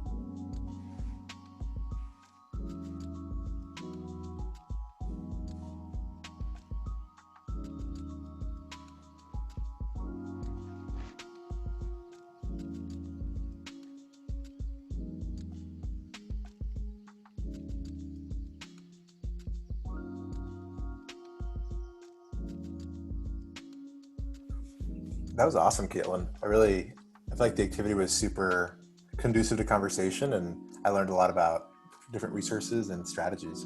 Yeah, that was really exciting. I love that like everybody who's in this group seems to have so many great ideas and already has connections and like is really interested in learning about this. Yeah, I think it's always refreshing to see how people are kind of interconnected and then how they want to kind of get started and connected. I saw the gears turning in Kat's head when Crystal was talking about the grain silo. I was like, this is awesome. This is all about. Mm-hmm. Yeah, I was like, I would love to partner in any way to make that project happen. Yeah. Ooh, you see all this energy? That's what I'm saying. Yeah, no, I feel like that would be super doable. I don't think that would be impossible at all. But I just tend to deficit towards optimism, so. I feel like default to optimism. That didn't make any sense. I feel like when you have a lot of optimism about projects like that, that's kind of infectious. Like people get really excited. Like whenever we originally pitched the mural project idea to How Group, they were so excited about it. And like so many of them just emailed me independently and asked how they could help. I was really nervous. I thought they were going to be really strict or something, but it turned out really good. I love that. That was for the 9 Nebraskans? Mm-hmm. Nice. Hey, so I was looking more at Timco, and you guys are probably already familiar with this, so I'll put it in the chat, but they have an offshoot called Metal and Art. Have you heard of that? Mm-hmm. Yeah, So they like, showed it to me, a little bit of it. Yeah. I mean, like I said, I've first, you've probably seen those stamped out metal sheets that they have on that grain emulator. And I remember when I first moved there, I was like, that's so cool. And I couldn't figure out, I was like, is that an art installation or something? And then I learned where it came from. So it's cool that they even have their whole website of projects that they're doing, that they've done around Lincoln. So I had no idea.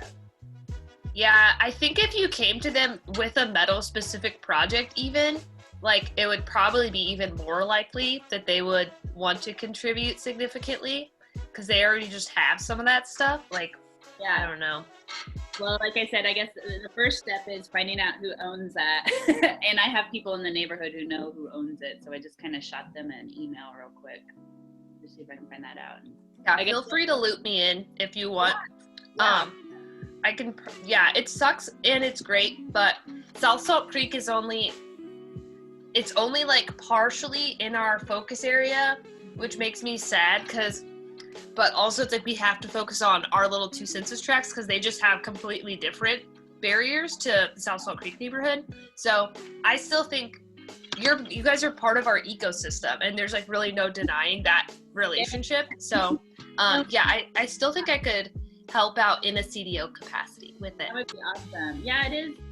Like I said, I think our neighborhood's one of the most underfunded and undersourced. And I think a lot of that has to do with we don't have, I think just the bare minimum, we don't even have a grocery store. I think that makes all the difference when you have a store of some sort or a coffee shop, a hub, But I guess when you look at it, our hub would be supermarket. So in a sense, we have that kind of, a different kind of hub resource. Sounds like you guys need a farmer's market there. Yeah. We need a lot of things, but yeah. We're too close to the hay market really to have a farmer's market. I mean, it's just a lot of stuff. I was also thinking, like, for me personally, I really have been enjoying these skate nights that are popping up in the rail yard. And I was like, if that's such a dead ground, I wonder if you could put some pavement around in a spot. Yeah, I still need to make it out to a skate night. I've been wanting to do that. Did they shut off the street for that, or is it just in the little rail yard thing? I'm sure it's just like in a little rail yard. Wait, so what is skate night? So we don't have a skating rink anymore, right? So in the rail yard, they have skates to rent, and then you can go there on, I believe Wednesday is ladies' night, Thursday is throwback Thursday, so everybody dresses up, and then I think then it's just Sunday. I can't remember right, and then Sunday is like everybody can come out. So, yeah, it's pretty affordable, and it's like outside activity, so. That's awesome. Wow, I'm gonna have to check that out. I didn't know about that either. I didn't know that was a thing. I knew they did ice skating, but I didn't know they did like rollerblading, roller skating. They just started it. Like I just saw it for the first time a couple of weeks ago, and I was like, "What?" And it wasn't a one-time event. It was many of them. I was like, "Oh, this is so cool." I don't know how much time we have, but I was gonna say, yeah, on Instagram, it's like skate LNK, I think. It's the link. I can put it in the chat if anybody wants to do it. But the Icebox has a bunch of skates now because when they melt off the ice, they have concrete under there. So that was like a skating rink, but because of the pandemic, they didn't want to do that. So then they opened up this like outdoor. Yeah, I saw Zach's question. Do you mind giving us kind of a quick preview since we've got a couple of minutes, either Kat or Caitlin, on where people can get started on finding some placemaking resources? Okay, so I think Caitlin, are you pulling it up? Or I don't know if we need it or not, but so yes, so there's all kinds of places to start with placemaking because it's such a broad idea, and there's things like from music to fine art to engineering that qualify as placemaking. And so I think looking at and researching projects that are similar to things you're interested in is really useful. And then the Springboard for the Arts has like a little packet. It's almost like, it's not a manifesto, but it sort of identifies values for what creates good placemaking projects.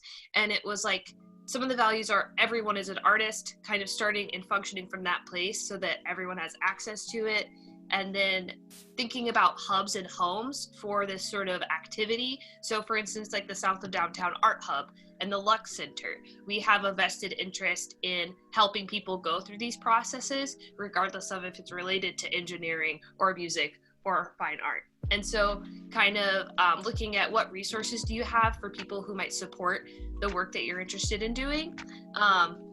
And there's like a bunch of really great guiding values, also related to place making, place taking, and then a word called place keeping, which I think is actually maybe the most significant. It's this idea of when you put up this mural project and it starts to fade after 2 years or 5 years, who's gonna come and like revamp it or take it down, ensuring that this thing that was initially used for community pride stays as a point of dignity and doesn't become like an eyesore or something that's suddenly like a burden to the community. So yeah. Started to put some resources up, but you guys are all going to get this takeaway document that has all of these with a bunch of links and community organizations and stuff that can help. Then I placed a link for Springboard for the Arts, that project that we mentioned very briefly, Irrigate. And on there, if you go, this is just this like specific page for that project, but they have toolkits on there, which are really helpful. I reference them. We both reference them for this presentation. And then they also just have like information about who they partnered with. And they're great, like they're based in St. Paul, but they are a national organization, so they can help. They can. And the toolkit's great. Also, one resource I think we need to highlight more is Colin. Colin's really great, and he's partnered with us on a lot of projects. We are doing an alley project right now in collaboration with like NeighborWorks Lincoln and Community Crops and some artists and community organizers in the neighborhoods. And so we like showed our project to Colin, and we were like, how much city permission do we need for these different aspects of the project so that we could ensure we were kind of going with city code with different things. So if you have questions like that, like Colin's the person to reach out to. And he might also have funding, maybe, we don't know, or help you identify funding. Like we found a Bloomberg grant for the project we were doing, and we didn't get it, but we went through the process and we at least tried to get access to more resources. So yeah, Colin's a great resource. Colin was in that meeting that I presented my big project to. Yeah. I mean, there is money out there at the city. So if you have an idea, feel free to pitch it to us. And if we can't fund it directly ourselves, we can always team up with you on grant opportunities that are out there. So don't hesitate to ask. It's a wonderful transition to our next activity. Again, we have two breakout sessions. One is placemaking and public spaces, which will be led by me, and then the other one is street design and placemaking. So if you signed up pretty recently, you didn't get to see the message, but we have some kind of materials that we're working with for the art and placemaking activity. You're more than welcome to sit in and listen, but it's really a kind of a hands-on session. But I know Collins has a really fun activity that you don't need any materials for through that link. So I think we'll get started. If you want to pick and choose which session you want to go to, but we'll meet back here around noon, 11:55, to kind of debrief and have our conversation. So I'll just can I just ask, is there anybody planning to go to my session? I'm not really sure. And I ask because one option would be, because this is such a small group, if everybody's going to Jose section, I could always record my session after the fact so that you have access to it, and that everybody can kind of participate in one session all together. Is that an option, Jose? Definitely. Yeah, I think that we can kind of do, both will be recorded, so that way you can, you're not missing anything in either session. Just so we can all kind of learn from each other and have the same experience. So yes, if people want to stay in this conversation together, you're more than welcome. And we can kind of talk a little bit about our activity, our brainstorming, and how we work from there. Okay, so I will start sharing my screen, and then we can get started.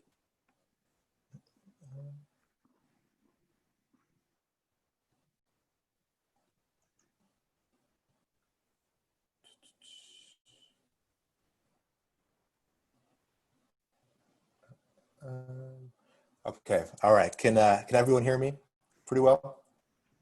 Okay, awesome. I have a tendency to speak very quickly, and so if you hear me going 100 miles an hour, just look at me with big eyes and tell me to slow it down. Oh geez, okay, sorry. I sent Maya into Colin's session right before we decided to switch. I'll email her in a little bit. Okay. Perfect. So today we're talking a little bit about placemaking and public space design. Public spaces being focusing right now on parks, but also plazas similar to the one that we have on P Street and 13th. The idea is there's a lot of public spaces that we use and participate in that you have a big voice in shaping both the future of and also the maintenance and caretaking of. So we want to make sure that we are working together to understand how are these spaces working for regular residents like you and I, and what can we do to have our voice in that process. And so what will we learn today? I think today we'll talk about how to envision public spaces as our own. Where do we fit in when it comes to designing a park like this, while using kind of a fun, somewhat silly way of design.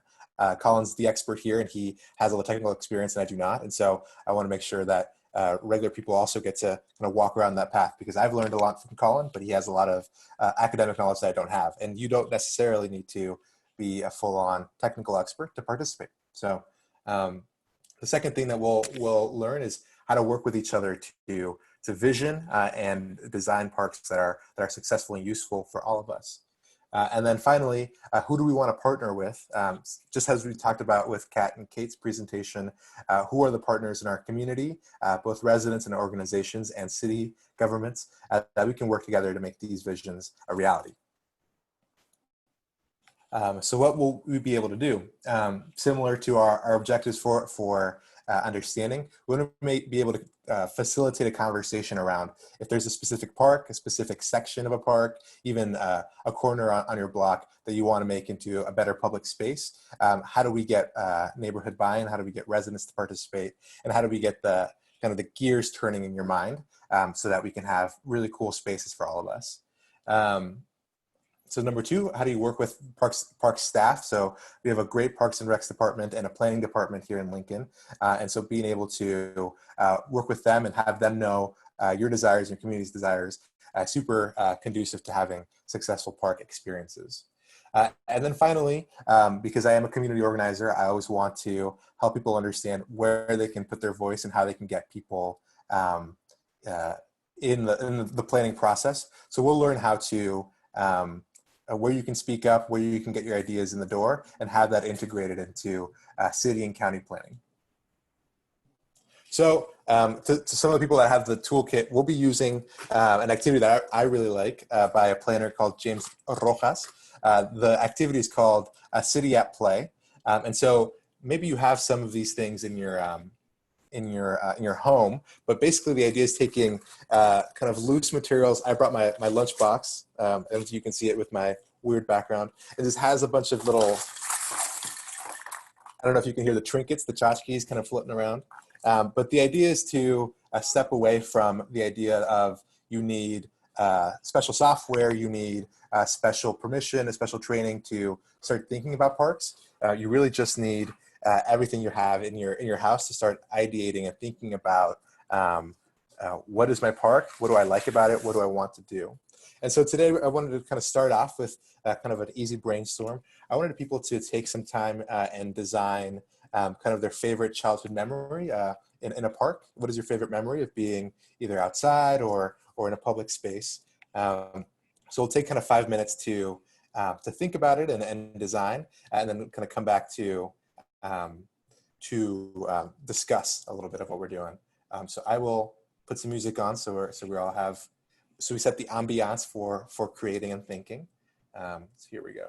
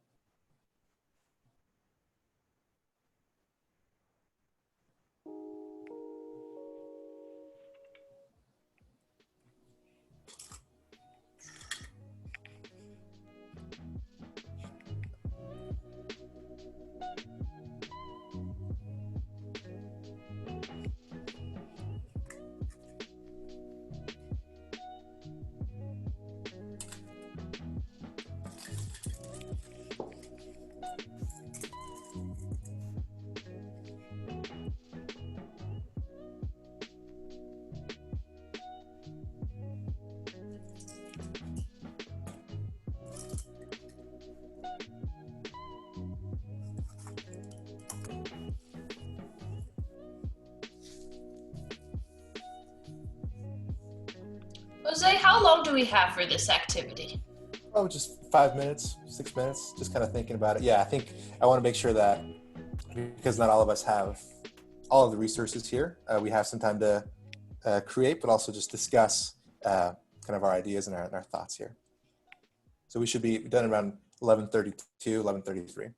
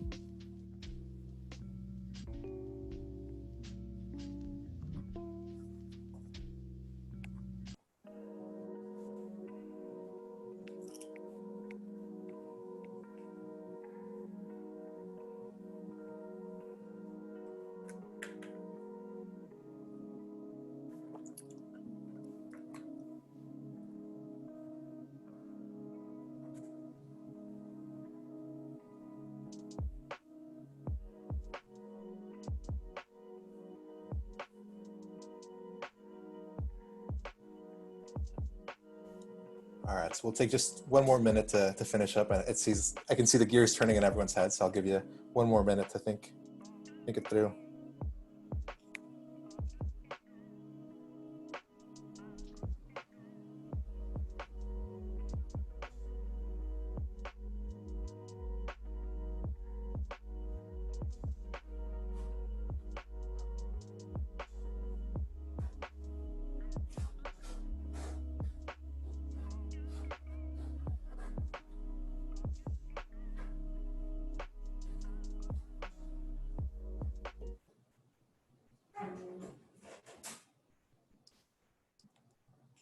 All right, so we should be coming back. How's everyone doing? How's the creation?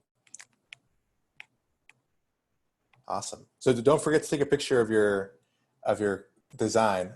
Normally, when we would do this in person, we can kind of all see the cool stuff, but I want to be able to kind of see it in the future. So I'm going to take a picture of mine.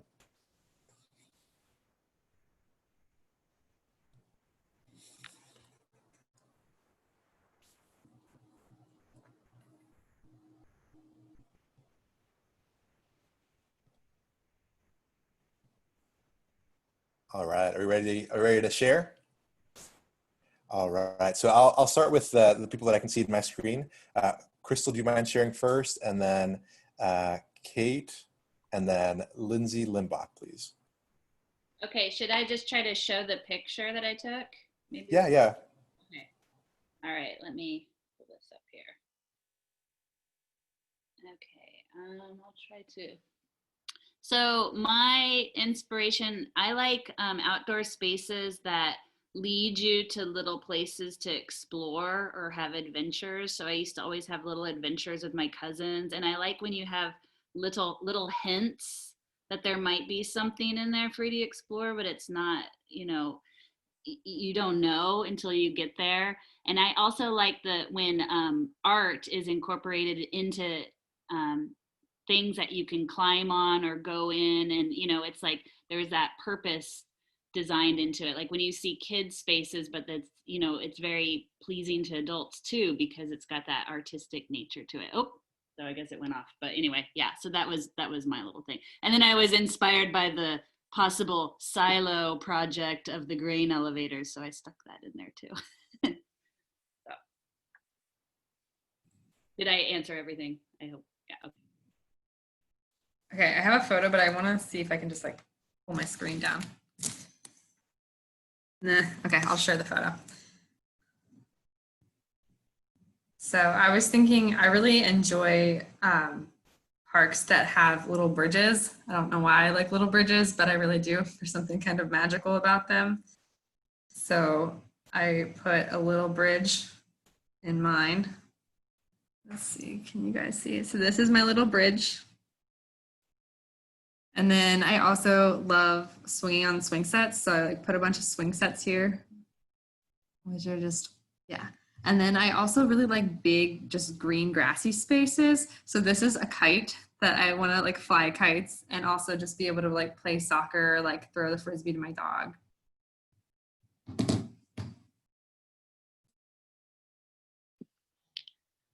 Awesome. My favorite memory as a child was actually, let's see. Oh, my thing's being kind of weird. I loved my backyard, actually. Our backyard and side yard, we lived on a corner growing up, and we were kind of the hot spot for all the neighborhood kids. And we just had a lot of green space. It wasn't anything fancy. And so my brother and I in particular would play a lot of sports, but just one-on-one. So volleyball, football, baseball, everything. So I've got in here just kind of random things that were in our yard that we'd use for bases, or random things that we'd have that would kind of outline different things, or we'd play tag and that kind of stuff with the neighborhood kids. Or I don't know if anybody did this, but when it started to get dark, we had a lot of trees, and that's what the eggs kind of represent. And so when it'd get dark, the cars would be coming by and we'd all fall to the ground to hide, kind of a thing. So I guess I just really like open spaces, and but that have unique characteristics to it that you can use. You can use your imagination for however you want to use it. So that's kind of what mine was. And we always had grouchy person, older neighbor across the street that was always, get off my lawn. So we did have that in our neighborhood too. So had to have them in there. Well, y'all are so talented. I think you have more imagination than I do of giving Easter eggs more life than I could ever imagine. Do we have other people that would like to share? I know that we have Maya, Lindsay, Kat, Colin. Whoever wants to go next. I can share mine. I took a photo here on my phone. Let's see. But this is the Never, oh, I have that same thing on my phone, huh? Let's do that. So this is the Never Summer Peak Range in Colorado. And I had the amazing opportunity to backpack there when I was like 16 years old. And that's just the most beautiful natural space I've ever been in. And that always comes up for me when I think of favorite memory in nature, something like that.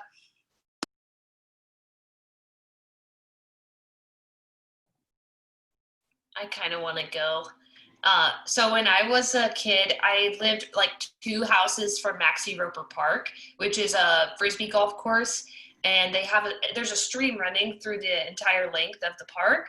And we would like go down in that stream and cover ourselves in dirt. And we loved like playing in there and jumping on the rocks and stuff. And so I like replicated the little stream. And then I showed the bridges with the earring parts and stuff. I'm trying to find my photos. And I made like little embankments so that like if I was going to make it better, because I don't know why, I was like, I feel like that wasn't what you told us to do. I'm sorry. But if I was going to make it, I have auto rotate on too, better, then I would like make it so that the embankments are like you're encouraged to go down through the stream, and there's like little rocks you can jump between or something. And then we would always sled on a giant hill, and I thought like, what if there were little like banks or cutouts or something so that the sledding could be very fast and effective. So those pins are little sledding banks. So yes. I can go next. So I went to Camp Kitaki a lot as a kid, and if any of you have been there, my favorite area is honestly that pond area right in front of the lunchroom that has a bunch of like stepping stones, and there's a bunch of like rocks you can climb on, or at least there was in the late 90s. I'm not sure if it's still there, but so this is my recreation of that. You can see I use lids as the little ponds, coins as the little stepping stones, and then the rock formation is some hacky sacks and some boxes of bike tubes, but and a couple animals hanging around because there was always wildlife there. There was, like the cats and the dogs that were there, as well as like frogs, and I think there was even some turtles and fish and stuff. So it's very exciting to explore. That's awesome. I didn't have any tchotchkes to create something, but my favorite childhood memory, we had back behind my backyard, we had this great, amazing wooded trail system. And so as kids, we used to spend in the summer all day out there building tire swings and tree forts, and generally getting into all kinds of trouble that we shouldn't have. And I broke my arm falling off a tire swing one time. So it was a lot of fun growing up. Wow. So I'll close this off. I have my favorite spit. See if you can see it. Oh, geez. There we go. Okay. It's more of an abstract concept. So I have a basset hound. He's 14 years old. His name is Darwin. And his favorite place in the world is the old dog park on Cornhusker and First Street, right by the highway. Just because there's a lot of other dogs there, and he likes to chase people around. And so my image has Darwin kind of running around with other little gremlins, and then the paths that he follows. And so he's a little bit old now, but he can only go out for a couple minutes, but he's still out there. He thinks he's a big dog. I don't know if you all are familiar with basset hounds, but they are very hard-headed and also very top-heavy. And so he loves to play with other big dogs, and then realizes his little legs can't get him there. So that's one of my favorite memories, is just watching him run around and play with everyone. And I think Zach maybe sent us a picture of his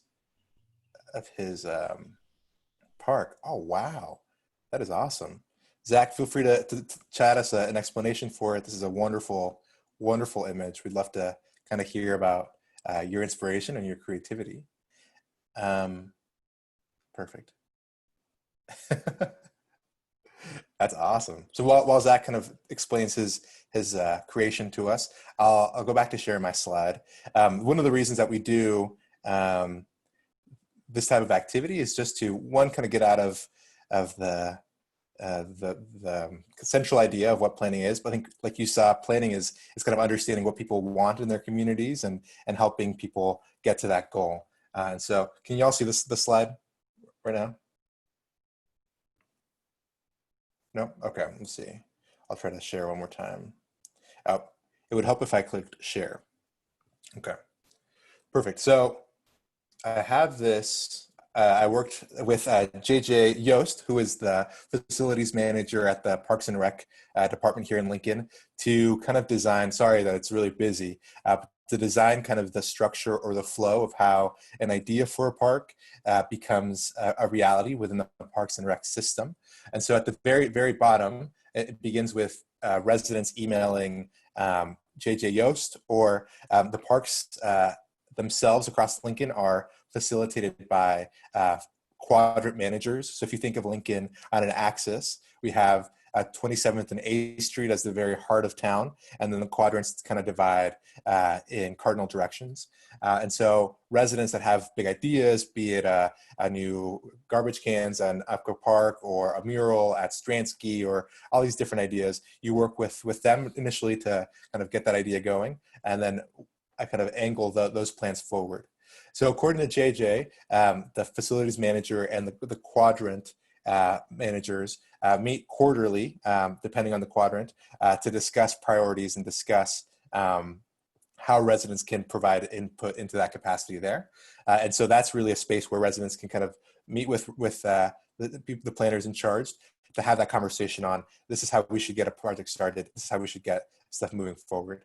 Similarly, Parks and Rec has a sister organization called the Parks and Rec Foundation, which is the nonprofit arm of the Parks and Rec department that is in charge of funding some of these park repairs, additions, visions, and dreams.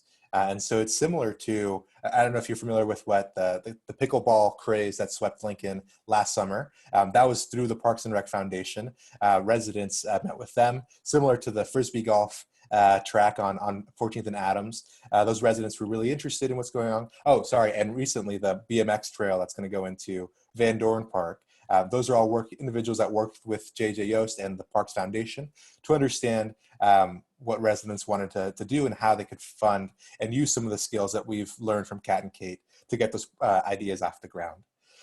So we'll talk a little bit about how residents can participate in the planning process for parks in a little bit. But one of the big agencies or groups that has a say in parks futures are the Parks and Rec Advisory Board.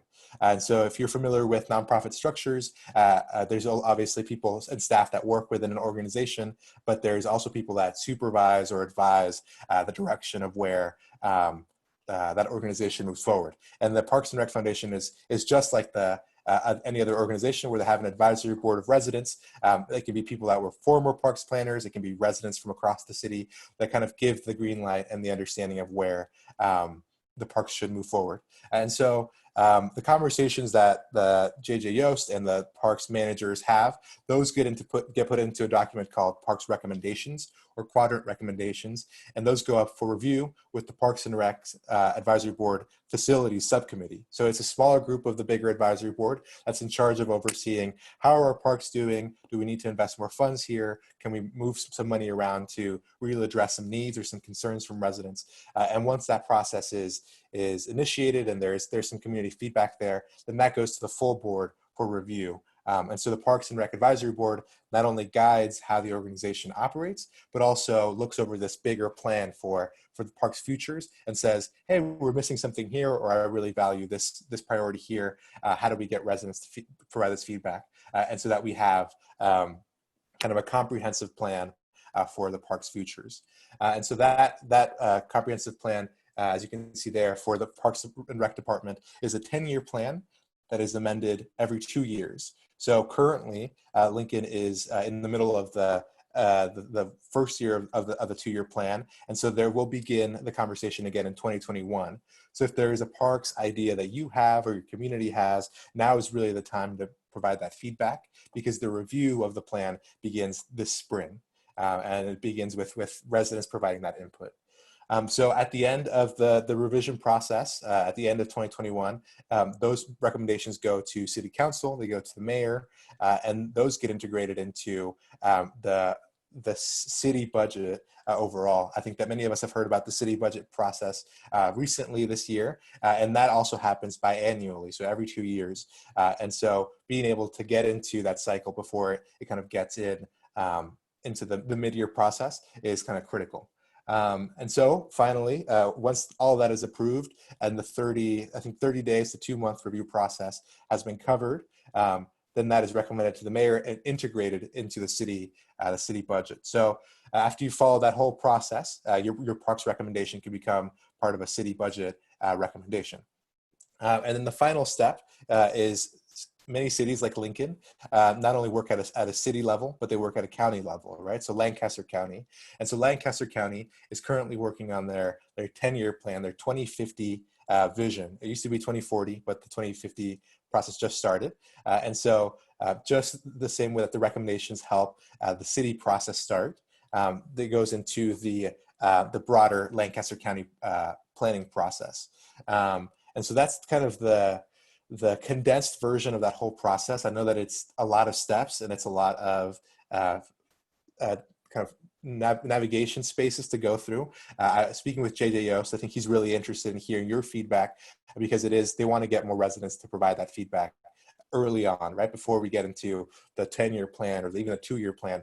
We want residents to say, this is a viable process, right? We need a cool community space on 6th and G Street, right? We need to turn these spaces into something that community can use. And they're working on creating the avenues for residents to provide feedback as soon as possible. So that's a lot of information, and this is the last time we'll talk about it, but I would love to kind of hear what y'all are thinking when it comes to, are there any questions? Is there something that I'm missing? Is there something that can be improved?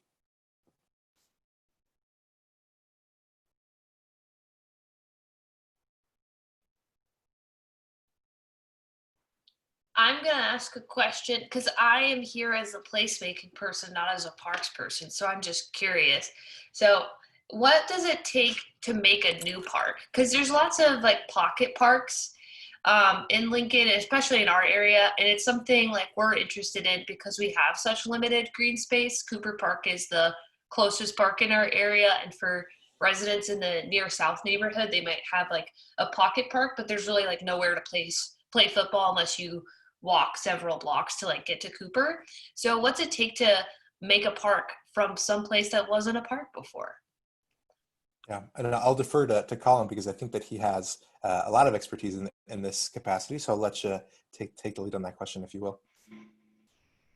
I probably don't have as much expertise as you might think. I mean, most of my stuff is outside of parks. The reality is, I mean, I can tell you this, we barely have enough money to maintain the parks that we do have now. And so one of the challenges with creating new parks is there revenue to maintain it?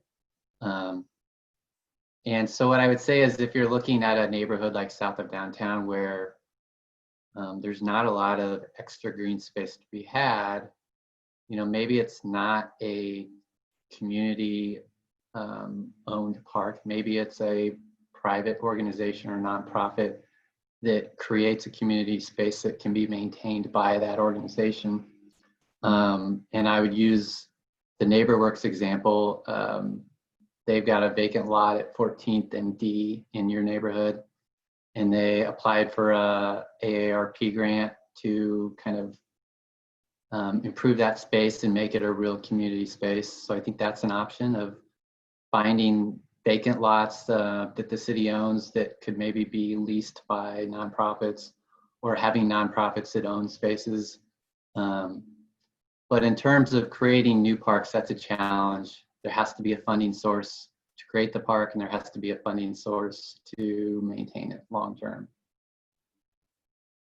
So if we look at the other park that has gotten a lot of attention lately is the South Haymarket Park. That's one where the city had some money identified. We think it's going to cost about $9 million to build that park. The way it was designed in the master plan, the city has about 4 of that identified through a variety of resources. And then the expectation is that we will have to go out and fundraise for the other $5 million. So until we have that $5 million, that park can't be built because we just don't have the money to do it. So. Cool. Thank you for that response. Yeah, thank you so much. That's great insight into the process. Are there any other questions before we move on to kind of the next activity? All right, perfect. So now we're going to ideate, create one more time. So now that we've talked about parks planning more than my brain can comprehend, I want to see what y'all are thinking when it comes to designing a park for yourself. So similar to what we did just a few minutes ago, I'd love to see what would be a perfect park in your mind, be it at your neighborhood, be it for Lincoln overall, just kind of seeing what you're thinking would be a great park. So we'll just take 3 minutes to kind of think about this. So at 11:56, we'll reconvene or stop creating.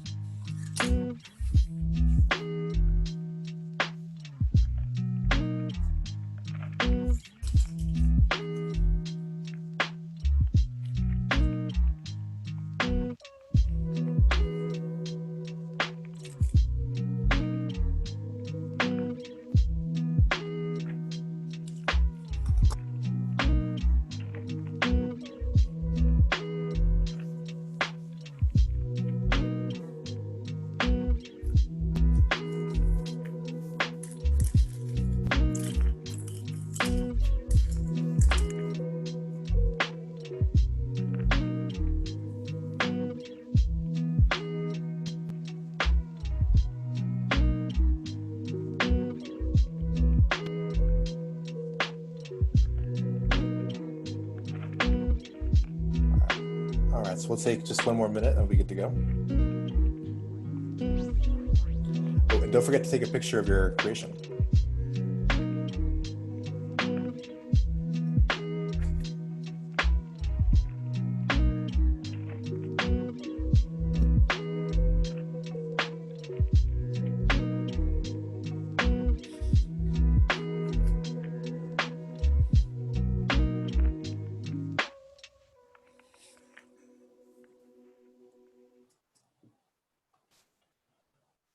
All right, just finishing up, if you will.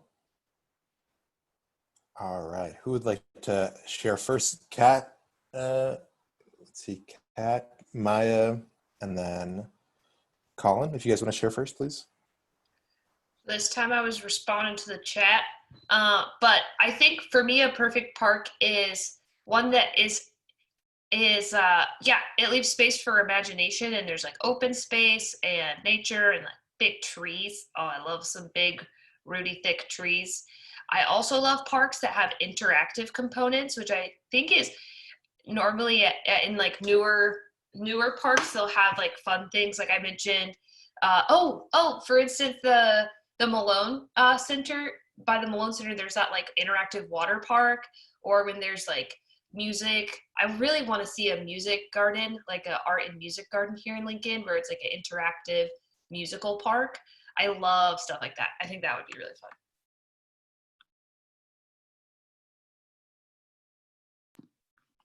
I also agree with the musical part, and I haven't taken a picture, but I think sometimes just a place to gather, like a circular space with like wooden stools or things like that, is nice to have in a park.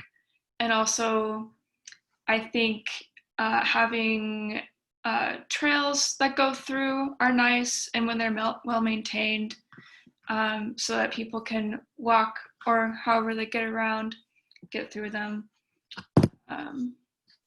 Let's see.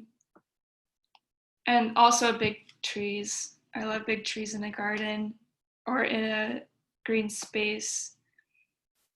This is what one looked like. This is like the maybe chairs, like a bridge, and like trees. This is what nature looked like to me with the things around me.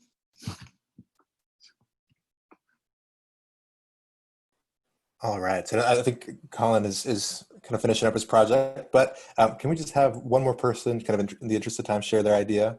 And then if you want to share your picture with us at the end, we'd love to see it as well. Yeah, I can go. I don't know if you can see that super well, but this is something I'd actually like to do. I live really close to, it's called Neighbors Park, and it's just a few blocks away from me. And the Woods Park neighborhood in general just has a lot of really great parks around. We're really lucky. But this Neighbors Park has beautiful trees. It has beautiful space, but our neighborhood has a lot of dogs, and I think it'd be really cool to put like a mini dog park in there. And so that's really what this is. And Caitlin, I think you mentioned the bridges. I love bridges too. So like a little walking path that goes around with a bridge. These are the puppies playing with, the poop bags and water area right here. The bow represents where the current playground is already. But I also think like a little free pantry or some sort of food access. We also live close to A Street Market. And so anything that they might be, getting rid of, or if they wanted to donate to us, could go right here, with some flowers going around the dog park just to help with maybe some smells or something. But it's just a really big, beautiful space that I just don't see getting used as much. And so that's personally what I'd love to put there. That's awesome. That's wonderful. Thank you so much for sharing. I'm sorry that I had to cut our conversation time down a little bit. I just wanted to share kind of one last section, and then we can do kind of our reflection on what we've had out of the workshop and what we're taking away. So I'll just share one last thing. Okay. And so this part is just how you can participate in the Lincoln Parks planning process. So we have, as I mentioned, we have one big advisory board for the Parks and Rec Department. It's called the Parks and Rec Advisory Board. No surprise there. But they also have smaller kind of specific or kind of subject-specific sub-advisory boards. So there's the Community Forestry Advisory Board, because Lincoln is an urban forest. The Golf Advisory Board, because we have a really active golf community. The Pedestrian Bicycle Advisory Committee, which is actually right now participating in the public transportation master plan for the county and the city. So if that's something that you're interested in, they're having a couple sessions. You can look for them on Google or Facebook to see their events. And then finally, the Veterans Memorial Garden Advisory Council. So at Antelope Park, there's a big Veterans Memorial that recently went in. And so there are people that are in charge of understanding, I think, Kat, the term you used was placekeeping. They're kind of in charge of, thank you. They're kind of in charge of placekeeping for the garden and for that section of Antelope Park. So that's something that's an interest to you. Feel free to look on the website and see when they meet and participate. So that is kind of the long-term planning or participation aspect of engaging with the parks in Lincoln. If you have something more urgent, be it we need litter cleanup, or I think we need to do something for kind of child safety or animal safety here, the city does have something called the Uplink app, which is a virtual platform where you can report to the city if there's anything from a pothole to a need for more trees or something, anything that you think is city related. You can have that conversation with city officials and city staff there. And it's really user friendly. You can kind of create a profile and you have all of your concerns, comments taken care of there. Similarly, Lincoln, because we are a big small town or a small big city, our city officials, like our city council people, are very receptive to resident concerns. And so once you understand where and what quadrant your space, your park would be, or your public space would be, working with your city council person to move that forward has been very productive for some of the partners that I've worked with, and then similarly with other partners across town. And then finally, I think somewhere in between the Parks Advisory Board service and then the immediate kind of discussion of improvements, you can participate in the comprehensive plan that we talked about, right? On Facebook, it's called Plan 2050. And so they have virtual meetings right now because it's because of COVID. And so they've worked really hard to get residents to participate and engage, and are very receptive to feedback there. So if you have a comment about a park or a public space, that is a space where you can be active and sharing that voice. And then finally contacting JJ Yost and your quadrant managers to have that conversation one-on-one. As a resident, they want to hear your voice there. So those are kind of 3 big avenues that you can participate in. This is just kind of references. Before we move on to there, are there any questions when it comes to engaging and participating in the parks planning process? How do you get the contact information for your quadrant manager? That's a great question. So once you get the slides, the hyperlink, the contacting, will get you there. Otherwise, you can just Google Parks and Rec Department Lincoln, and it has kind of like the staff directory, and they are kind of marked out by the quadrants that you work on. But the links are here, so you don't have to go searching for them, but you're also free to find them on your own accord. So if we did have questions, like for my dog park example, who would we go to start that conversation, or even see if that's a doable thing? Would that be the quadrant leader? Yeah, you could do the quadrant leader. I'm also including, he asked me to put this in there. JJ Yost is the kind of the supervisor for the quadrant leader, and he kind of oversees all parks recommendations. So he works with everyone else. So I'll put him in the chat here, and should be included here as well. Sorry, you should be seeing, here we go, right here. Can you see the webpage that I shared here? Okay, perfect. Yeah, so I will just copy and paste. This is what the page will look like, and you can kind of find and peruse at your convenience. But this is JJ's email. And so he asked that you share any feedback with him, and then also engage that conversation moving forward. All right. Are there any other questions?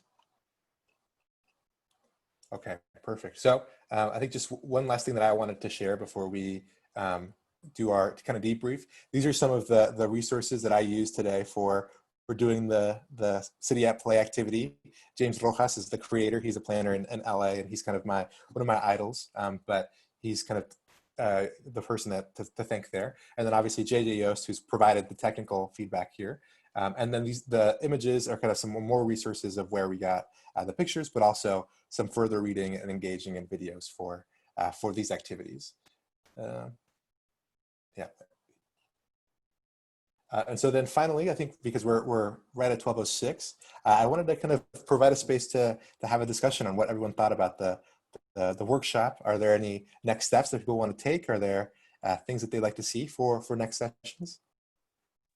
Well, I'd like to say I really liked this. I wish that more people would have attended. I think, I don't know why they didn't, but I'm kind of representing our neighborhood association too, because I told them about it and they're like, oh, bring back notes.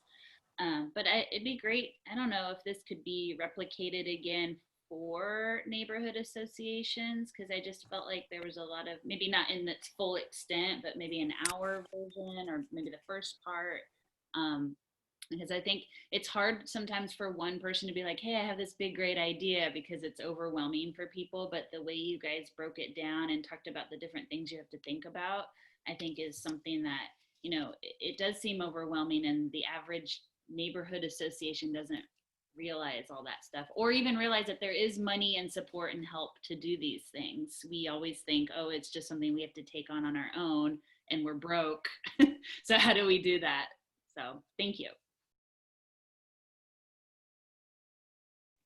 Yeah, that was great. That was a great thought. I think it was funny. We did have a small group, but it was also kind of cool because now you guys can go into your communities kind of equipped to think about this stuff. And if you need support, I hope everyone feels comfortable enough to reach out to any of us. We're all super willing to like talk you through whatever. I'm happy to review anything and just help you find resources as well. And I want to give a plug to the session that I'm going to record later on, if you have time to go back and look at that. I'm going to dig in a little bit into, if you want to do a project, a street art project, if you want to paint your, local intersection. I'll go into some of the details of what you actually need to do to make that happen, from an approval process, some of the funding alternatives you might have, both from the city and from grants that we typically will apply for. And then also sprinkle in some actual examples of some of these projects that we've seen come across our table for review at the city, and how they worked and who they partnered with. So maybe give you some examples of how to make some of those projects happen. Thanks for that, Colin, because I know I struggled with whose workshop to go to, because I wanted to go to both. So thanks for taking the time to record. I also really appreciated this. I feel like there's a lot of ideas out there, but it is always like, where do you start? What funding sources do you use? Like Crystal said, a lot of folks don't have, or if they have neighborhood associations or groups, maybe there's zero funding at all. They do a lot of stuff just as a community. I do have a question for the group though, really quick, that I feel I should know the answer to this. And it does pertain to that dog park idea, because it's been like mulling in my head for a while. But what's first in this situation? Like, should I get my neighborhood to buy in first and then take it to the city, or take it to JJ, or should I go to JJ just to see, like, is this even a possibility before taking it? Like, I don't know, chicken or the egg, I mean, my perspective from the city side is I would try to organize your neighborhood first, and then maybe reach out to JJ and see if he would be interested in doing a neighborhood workshop, meeting, whatever, to kind of discuss your idea with him. And generally, I think Parks is very open to those conversations. So. See, I figured that would be the answer, but I also don't want to bum my neighborhood out if it's like, oh, nope, this isn't even a possibility. But thank you, I appreciate that.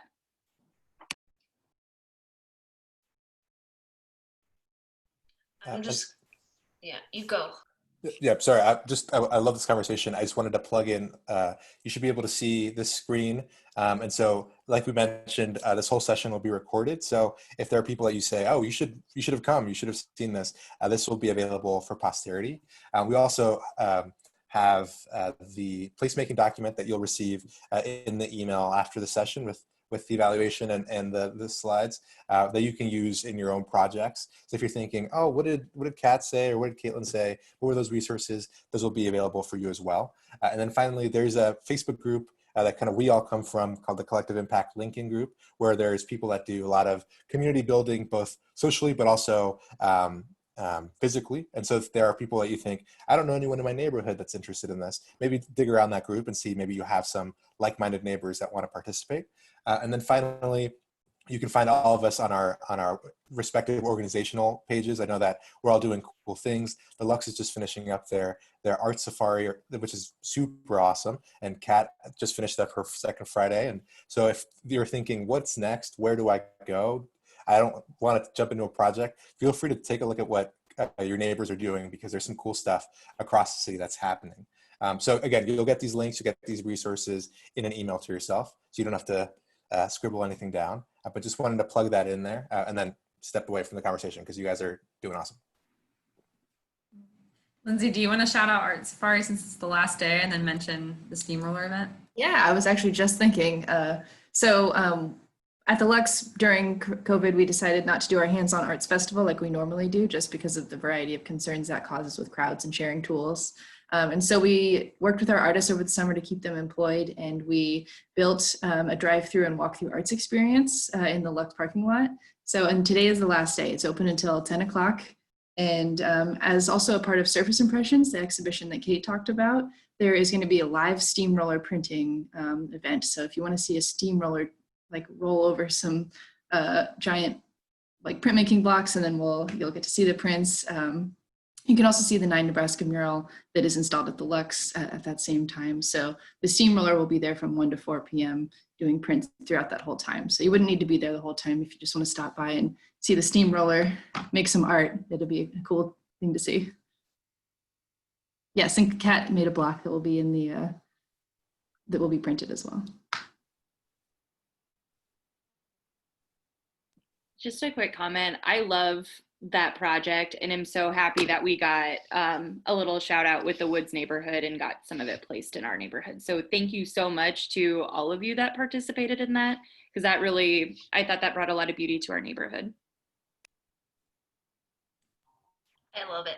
I just want to say this real quick, because clearly we're just gonna, okay, you guys own your own neighborhoods. Like we own our own communities. We pay our taxes, hopefully. And even if you don't, you will soon. And I think it's really important that whether it's like a park or an art project, that we say from the beginning, like, I own this and I'd love to make it happen. And if my community wants this, like, let's pursue it, even if maybe initially there's not a willingness from the city. Like, that doesn't mean it can't change, or that when like our city council sees, oh, there's like 24 people in the Woods neighborhood that want this dog park, like that's meaningful. So don't be afraid to pursue what you're doing just because maybe in an initial conversation there's not like a lot of support. So don't, just be persistent if it's something that makes sense.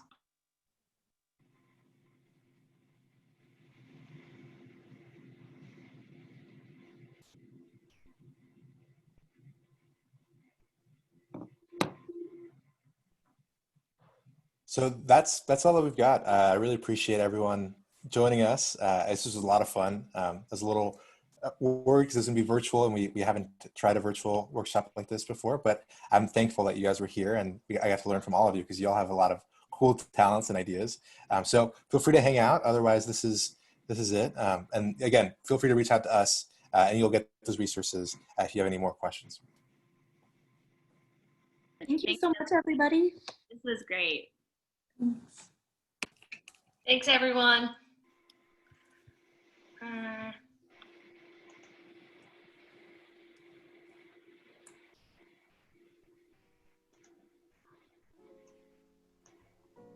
right. I'm gonna go. Jose, you did great. Thanks for facilitating all this. Colin, I'm sad that we didn't have more people in your session, but I'm gonna try and share this out like just aggressively to everyone because I think it went really well. So I'll try and make sure like that the YouTube views are just skyrocketing. It's gonna go viral. Yeah, and I think that we can talk about this offline if you want, but I'd send this to our communications director. So then if you don't mind I'll send you the email, your session to me and Steve, then we can put those together, and that way that link can be shared across all of our platforms. Okay, sounds good. Awesome. Well, thanks for everything, y'all. This was awesome. I look forward to hearing what y'all think. All right, I'll see you guys. See ya.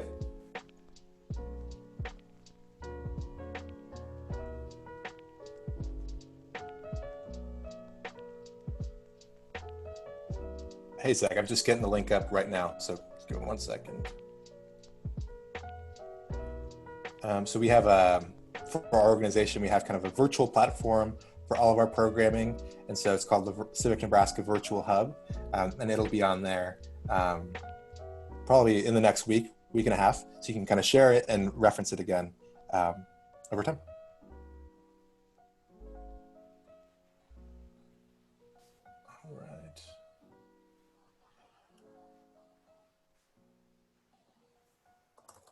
Yeah, thanks for joining us. Glad you can make the time difference from the UK. I appreciate it. So thank you. Have a good day. This is that one